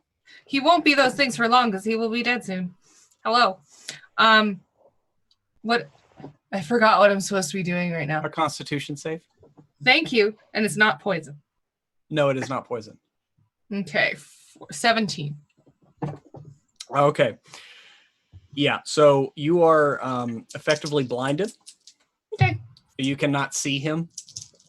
And you also take 12 damage as these little smoke mephit creatures come out of the fog that is swirling around him and claw at you. So go ahead and make, if you could make a save to maintain concentration on your spirit guardians. Sure. Yeah, I made it. Roll. Okay, cool. So that's still up, but you are blinded. Like it's hard. You cannot see him. So, am I blinded by the effect? You're blinded by the light. No, no, it's the smoke. It's the effect itself. So, if you still want to try to do an area of effect dispel, well, if it's the thing that is blinding me, does that mean that I effectively I can pinpoint what it is because it is the thing which is blinding me? Yeah, I'm trying to think if you're talking about blinding the effect itself or the thing that is causing the effect itself. So I would say you could cast a spell on the area, but the thing that is causing it would still be functional, so it could happen again. Right. But you could get rid of it for a moment. Would I dispel my own spell if I were to do that? I mean, now that you mention that, thank you. God damn it. Once again, make sure you don't mention things to your DM. So odd or even, since you're doing an area dispel and you have a spell up. I'm gonna remind you, it was my birthday recently. It was. You called odd. I rolled a 9, so no. Your area effect spell is still intact as you cast, and you're able to pick apart the smoke that is intertwining. As you see all of your little like undertakers in your spirit guardians like bury the smoke methods, and they don't climb back out of the ground this time, and they manage to tamp down all of the smoke, and his aura dies down. It's like whack-a-mole. Like whack-a-mole, yes, like whack-a-mole, except it's smoke methods. Yes. All right. That's what I do. So that is Hilda's turn. It is now Elry's turn, and Elry, you were in the midst of these roiling smoke methods, and they all disappear just like that. Okay, well, Elry is going to, he's still rocking his tank. So, occasionally when he moves around, chest, just a little bit of skin as he's moving, but he's going to turn and spin and take another shot. Yeah. At my super good friend. Okay. I have all my luck back, right? Because of, or do I not? Because we had that. Do you get that back on a long rest? I do. I mean, if you've not used any since your long rest, yeah, you're good, man. 8 to a 2, so no. Back to you, Pruitt. Oh, I'm gonna hide. Okay, you're not gonna use your bonus action to attack? Okay. Hell no. All right. 22 to hide. All right, 22 to hide. All right, you're hiding. And it is his turn. As you couldn't see it last round because of the smoke or whatever. He passes your save, Hilda, for your spirit guardians. So go ahead and give me that damage whenever you want.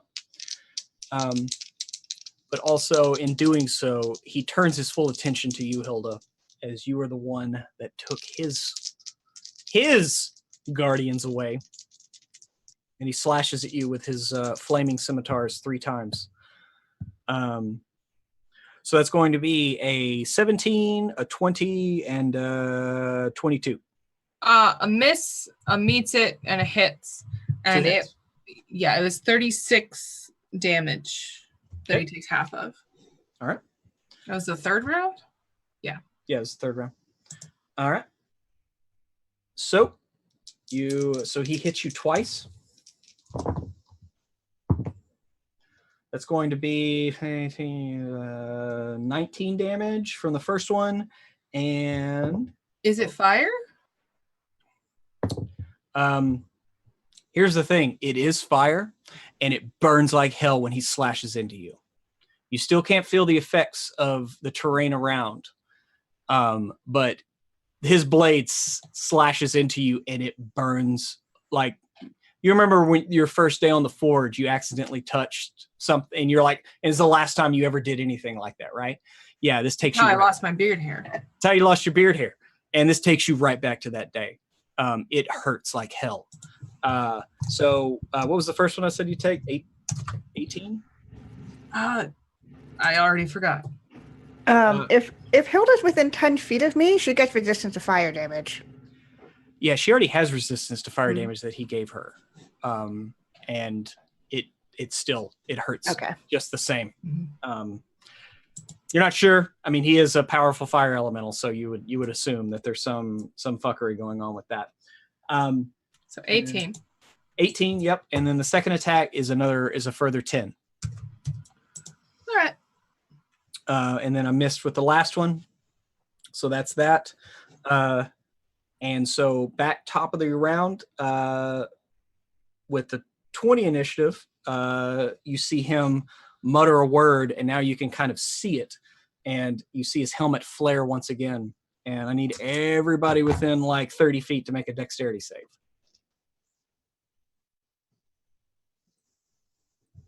And this is an effect that you can see coming, E. I got 5. 15. Okay. 15. DC 16.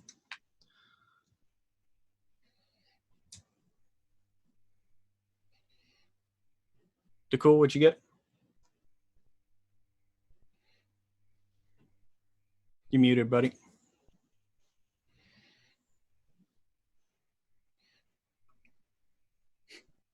I don't think, DeCool, you're muted. You're still muted. Sorry. 27. 27 on your dex save? Jesus Christ, man. Yeah, you're fine. Because you got a plus 9 dex, man. You have evasion also, right? Yeah. Yeah, you're fine. If you failed, though, you're going to take 21 damage as he like mutters a word, and almost from his helmet, there's a ring of fire that kind of drops down and bursts out. And again, you don't feel the environmental effects of the land around you, but there's a burst of fire that rushes through you, and even you feel this fully. Like even your fire resistance does not stand up to this as you take 21 damage. And it is E44's turn. Okay, well, I'm just gonna keep hitting. Okay.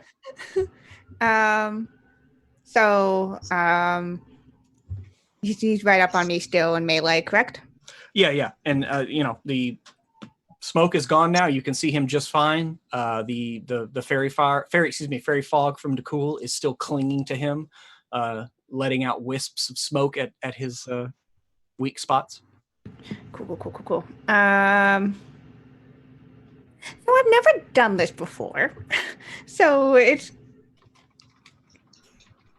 if I wish to shoot somebody right in front of me with my arm cannon. Yeah.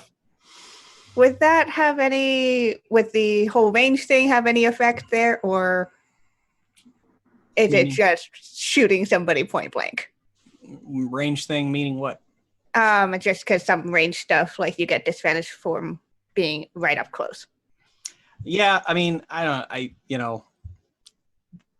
That's for weapons that require distance and like energy, you know, because pulling a bow, I mean, I kind of get that, or throwing a dagger. If you try to throw a dagger point blank, there's not a lot you can do. You have a laser cannon, so Yeah. I would say like, and Elry's the same. He was in melee earlier, blasting away. It's a laser. Like it's, if anything, it's easier to hit point blank. Okay. So you're fine. You already have advantage. Yeah, you could pull Yeah, this cool. thing up. Yeah, the other arm's gonna transform into that laser cannon, and I'm gonna shoot them Okay. point blank. That's a natural 20. Okay. Okay. Let me get this. And I was going to spend 4 charges on that. So that was 6 plus. Math is hard. 16 plus 8 plus 10. 34. Another 10. 44. Yep. And an 8. Okay. 52. Yeah, that's that. And then I had critted that, so. Wait, so double that, or is that doubled? No, that's not doubled. I spent 4 charges. So 52 now double that? Mm-hmm. 104? Yes. Okay, yeah, that changes the landscape. Okay. Yeah, you pull your cannon up and just like blast, and a whole section of his like chest and stomach just fly back into the distance and clatter off that kind of the crystalline staircase that supposedly leads up to the plane of air. And for the first time, he actually like looks down and looks up at you, and like, again, he just has like these pinpricks of eyes, but I know you're not the best at reading people, but you're pretty sure that he has a look of disbelief on his face. Uh-huh. I still have another attack. Okay. So that would be a 22. Yeah, 22 hits. Yeah. I'm spending just a normal charge there, which is just 7 more on top. 7 and I damage? still have 5 more charges in my arm cannon. So just 7 damage? Just on top of that. Okay. Because I can. You blast him one more time, and he kind of like takes the hit. You actually see him kind of like react to it, where before he just kind of was taking these almost stoically, like he wasn't even feeling them. When he would shoot that from between E's legs, Elry's going to peek out around the corner, and he's going to say, "Hey, fire elemental Liam Neeson, you ain't never had a friend like E." And he dances.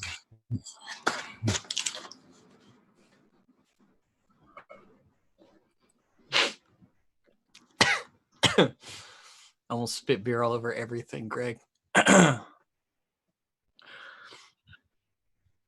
All right, so now so it's DeCool's turn. Got the boat Yeah. certified. Sorry. DeCool is definitely going to take advantage of closing the distance from outside of his smoky trick that he did. He's not even going to worry about using his swords. He wants to go old fashioned, put hands on somebody. Unarmed attack. First roll. Oh, hell yeah. It's an 18 plus. Sorry. 18 plus 9 is a 27. Man, that's my second one. Yes, sir. So 27 for the first. 27 hits. Yes. And I'm going to go ahead and attach some of that stunning strike along with it. Little sprinkle. A little of that on there. Okay. For the con save 17. All right. How much damage do you do? Oh, hold on. Give me 1 second.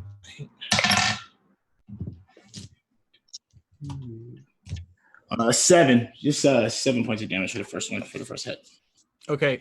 So DeCool, you managed to strike a spot on him like maybe in the side where he blasted away a chunk of his armor. You kind of like pop him in what would be like a kidney shot or something.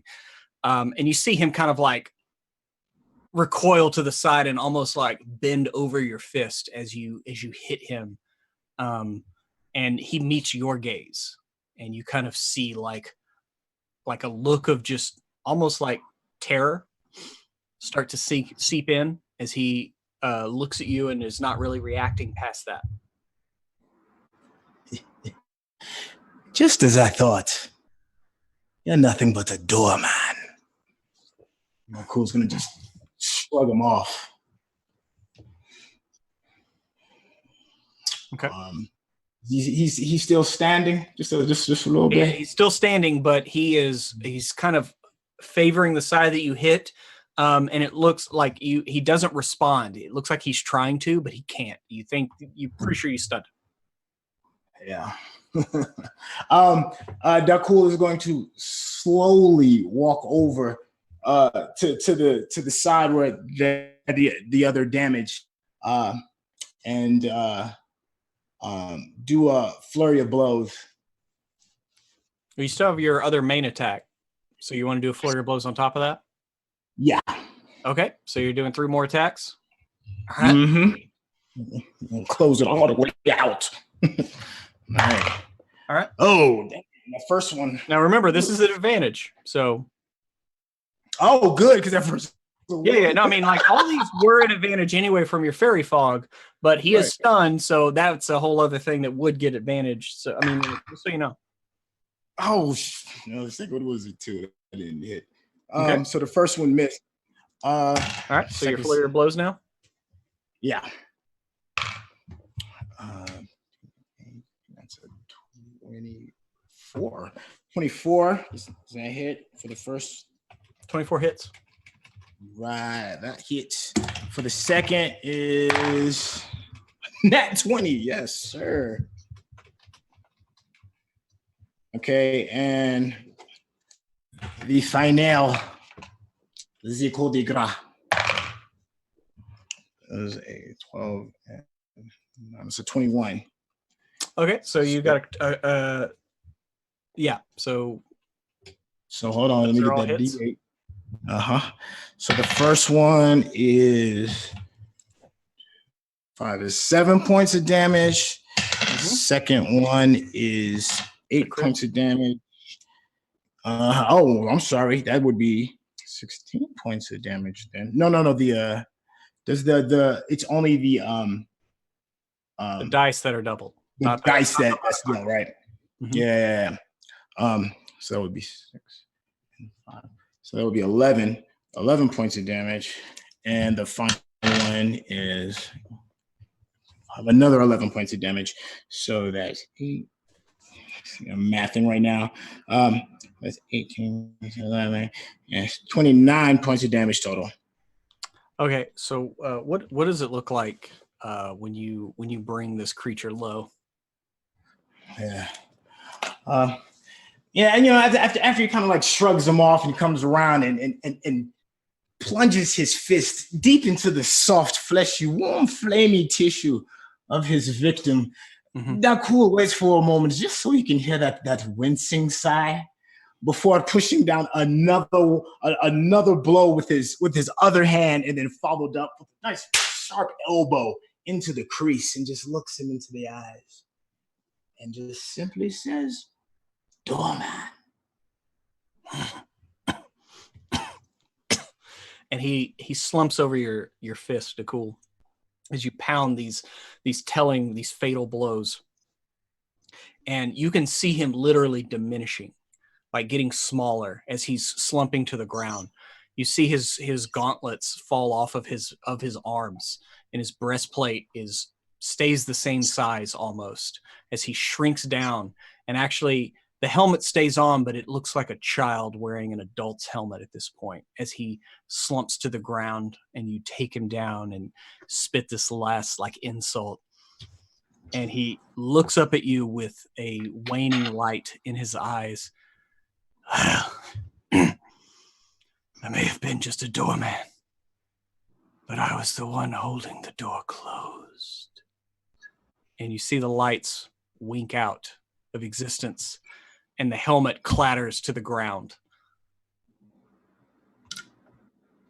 And you're just standing there in silence.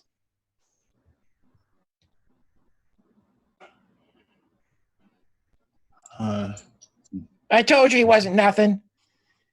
I'd have had him in 2 more rounds or 12 seconds for all of you non-D&D players.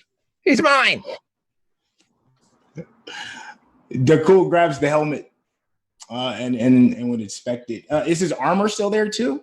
Because since he shrunk out of his armor? His armor is still there, but you can see it's slowly starting to degrade. You can actually watch it turn from like a almost mystic material back into almost just like kind of a magma, oh my God, my dyslexia won't let me pronounce this word, igneous rock. Anyway, sorry, I almost said ingenious. Dyslexia, it's fun. But it almost is turning back into that, and you see it kind of crumbling. The helmet, though, Dakul, you pick it up, it has heft to it. It's made of some metal, you're not sure what, but something in between a metal and rock. But yeah, you pick it up and it's heavy and it's warm.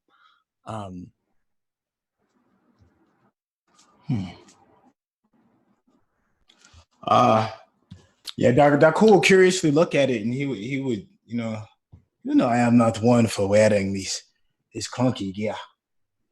He's gonna look over to his comrades. It feels like it might have some value. Who would want to carry this burden? It is not my style.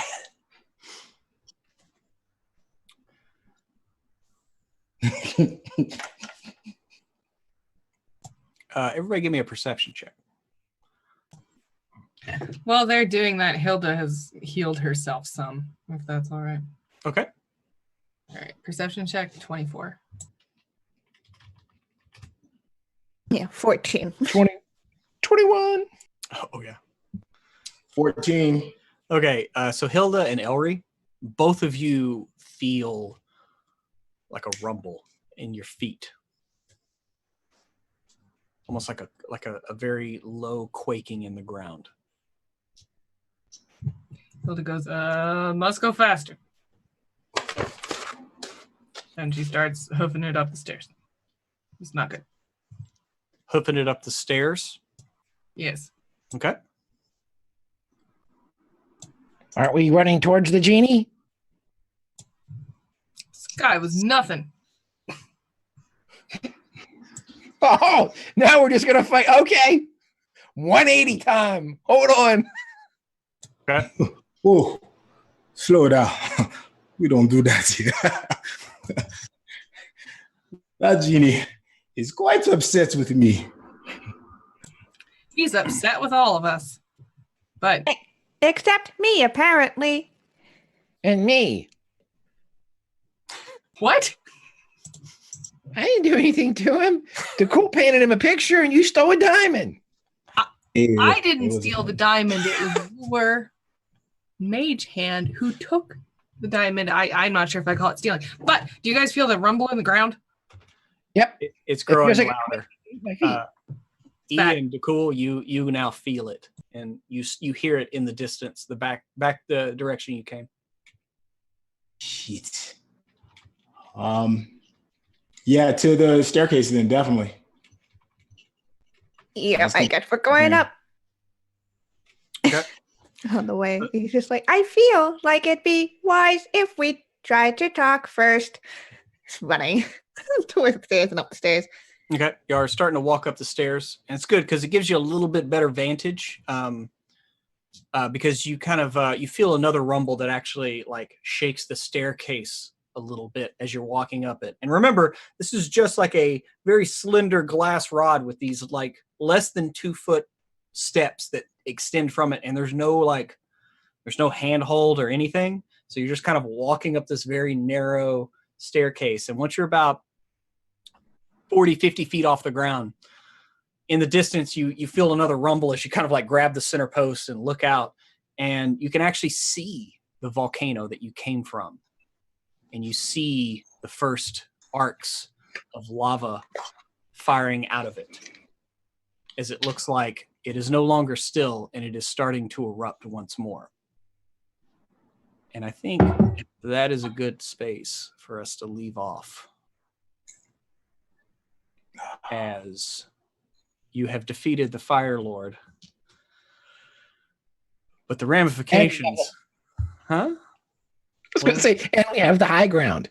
And here you on now Mustafar. finally have the high ground here on Mustafar. We have come full circle. We started with Qui-Gon and we ended with Obi-Wan. So we have covered spanned the gamut of disasters here. Volcano, bad puns, worse jokes, but that's what you get on Starward Bound every week. Week in, week out, every Tuesday. You should come check us out. It's a lot of fun. If you're not liking or subscribing or friending us or following us on Twitch, please do so. If you got that Amazon free subscription, send it our way if you still have it free. Let's go around to cast and crew and see how everyone enjoyed that and see where we want to go from here. And we're going to start with Trey. Actually, no. We're going to end with Trey, because I think that's what we should do. Greg, let's start with you. Reverse order as always. How are you feeling? How's it going? I'm doing well, buddy. Love to be back and able to hear here on Starward Bound. A lot of fun. Elry is absolutely a bullheaded kid sometimes. I gotta be. I know I usually hate when people say that's how my character would play. Well, Elry, I've been playing him for over a year now, and I know that's how he would be. And he's a little whiny kid sometimes, and that's what we got at the beginning of this one. So you take the good, you take the bad, you take them both, and there you have Elry. I had a blast, as always, playing with these fantastic people. Backstage chat is always the veiniest, which is the best. My name is Grimjack21502 on the Twitter, part of the Tales from the Grim team on the Twitch. Join us over there for fun stuff, and we'll have fun, and then meet me back here on Tuesday, and we'll go into space. Until next time, friends. Awesome. I can't wait for a little Highlander action. Emma, how are you doing? 2-3 days removed, birthday girl? I am, yes, like 4 days removed, birthday person. Yes, I'm good. It was my birthday before, and now it is like another birthday anew because we killed this guy who has so bothered us for so long. I'm very happy that we are here, and I want to gank the air guy because I feel like he's overreacting, so we should murder him. There's no other. I'm making Kiana go like this. Yes, I'm Emma Lambert. I'm the communications director for WebDM. We will have something extremely exciting to tell you guys sometime. I don't know when. We're waiting. I don't know. And I really want to tell you, and we will soon. It's basically our last secret at this point. Like before we had like 10. Now we let you know all of them. So yes, we have exciting things. We'll have a new video out tomorrow. It will be amazing. It's about big battles. You heard it here first. Big old battles. Big battles. We also have lots of great stuff coming up on Twitch. We've got Land Between Two Rivers on Thursday. We've got Teenage Outer Space on Saturday on Lindy's channel. Kiana's going to run. It's going to be awesome. I'm on the season finale of Tales from Mist on Friday on the D&D channels. Please come there.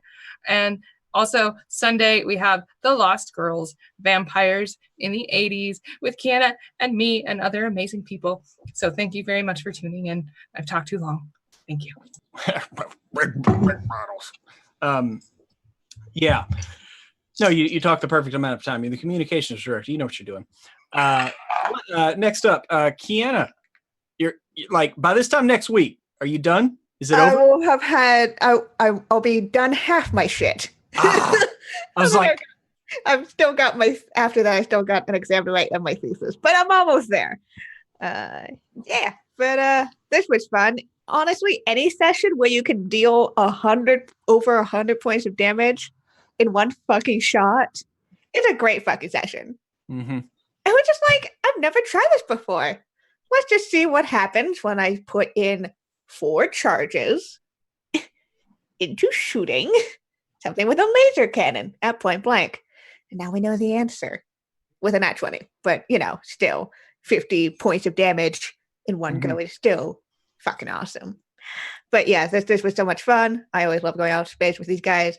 But until next week, you guys can find me over on Twitter at KianaS. Best way to figure out what I'm doing. Good over the internet, play role-playing game almost every day of the week. To repeat what some of the stuff the other people said, I'm on here on Sundays for the Lost Girls, Cypher Vampire game. Super fun stuff over there. And I'm running Teenage from Outer Space this Saturday. Basically Saturday morning cartoons with pulpy, action-y stuff happening and lots of teenage shenanigans. This month's episode will be Holodeck D&D. It's going to be basically LARP D&D, but teenage aliens playing it. And it's going to be wild. So come out and check us out over there on Lady Channel at 10 a.m. It'll be a ton of fun. And yeah. We will see you next time as we maybe fight on air. I don't know. Yeah. No, I'm with you. And last but not least, Cool, the man of the hour, the man who finished it. How's it going? You got anything fun to share? I mean, yeah, well, first off, let me apologize to everybody, especially crew, and beloved fans for being late, but I was late for a very good reason. I booked a commercial.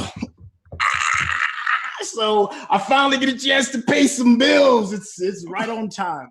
I had to sign an NDA, so I can't tell you exactly what it is just yet, but does air, I will be sure to share it with all of my Starward Bound friends. But boy, it feels good to be able to pay some bills. But boy, woo, yeah. Sally Mae's a motherfucker. Oh, fuck her. Anyway, but I'm your half-elf Kinsey Monk. Cool.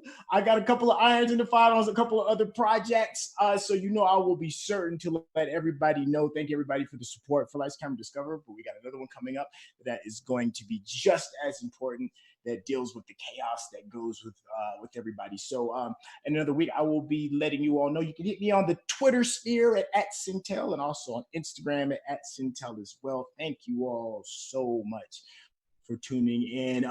Big super shout outs to Kiana for bombing on that motherfucker, so he can just lean on a brother's shoulder. I can just shrug him off and be like, yeah, go man. What you talking about? It's what we do here. It's what we do. Kiana, you did that. And that's it. I'm done. I'm good. Appreciate yes, it. Man, you did. Y'all did run roughshod over that door, man. But I would like you to remind you of his last words and the last things you felt as you consider your next course of action, considering what you know. And with that, I'm Pruitt, one half of WebDM. Please check out our channel tomorrow, and also come back on Thursday for Jim's Game Land Between Two Rivers for some crazy kind of Dark Sun-inspired hijinks in the vast, horrible afterscape of that world. And come back next week for to see what this crew does, because I'm sure it'll be interesting. It always is. But we're gonna get out of here. Check out our sponsor, Tabletop Loot. 15% off. WebDM 15 get you that. And but hang on, everybody, hang around. We're gonna raid. I believe we're gonna raid Lindy's channel. Laugh Love Lindy. I believe that WebDM producers Travis is playing in that game right now. So hang on here and go see what's happening over there. But as we always say, may the dice ever roll in your favor.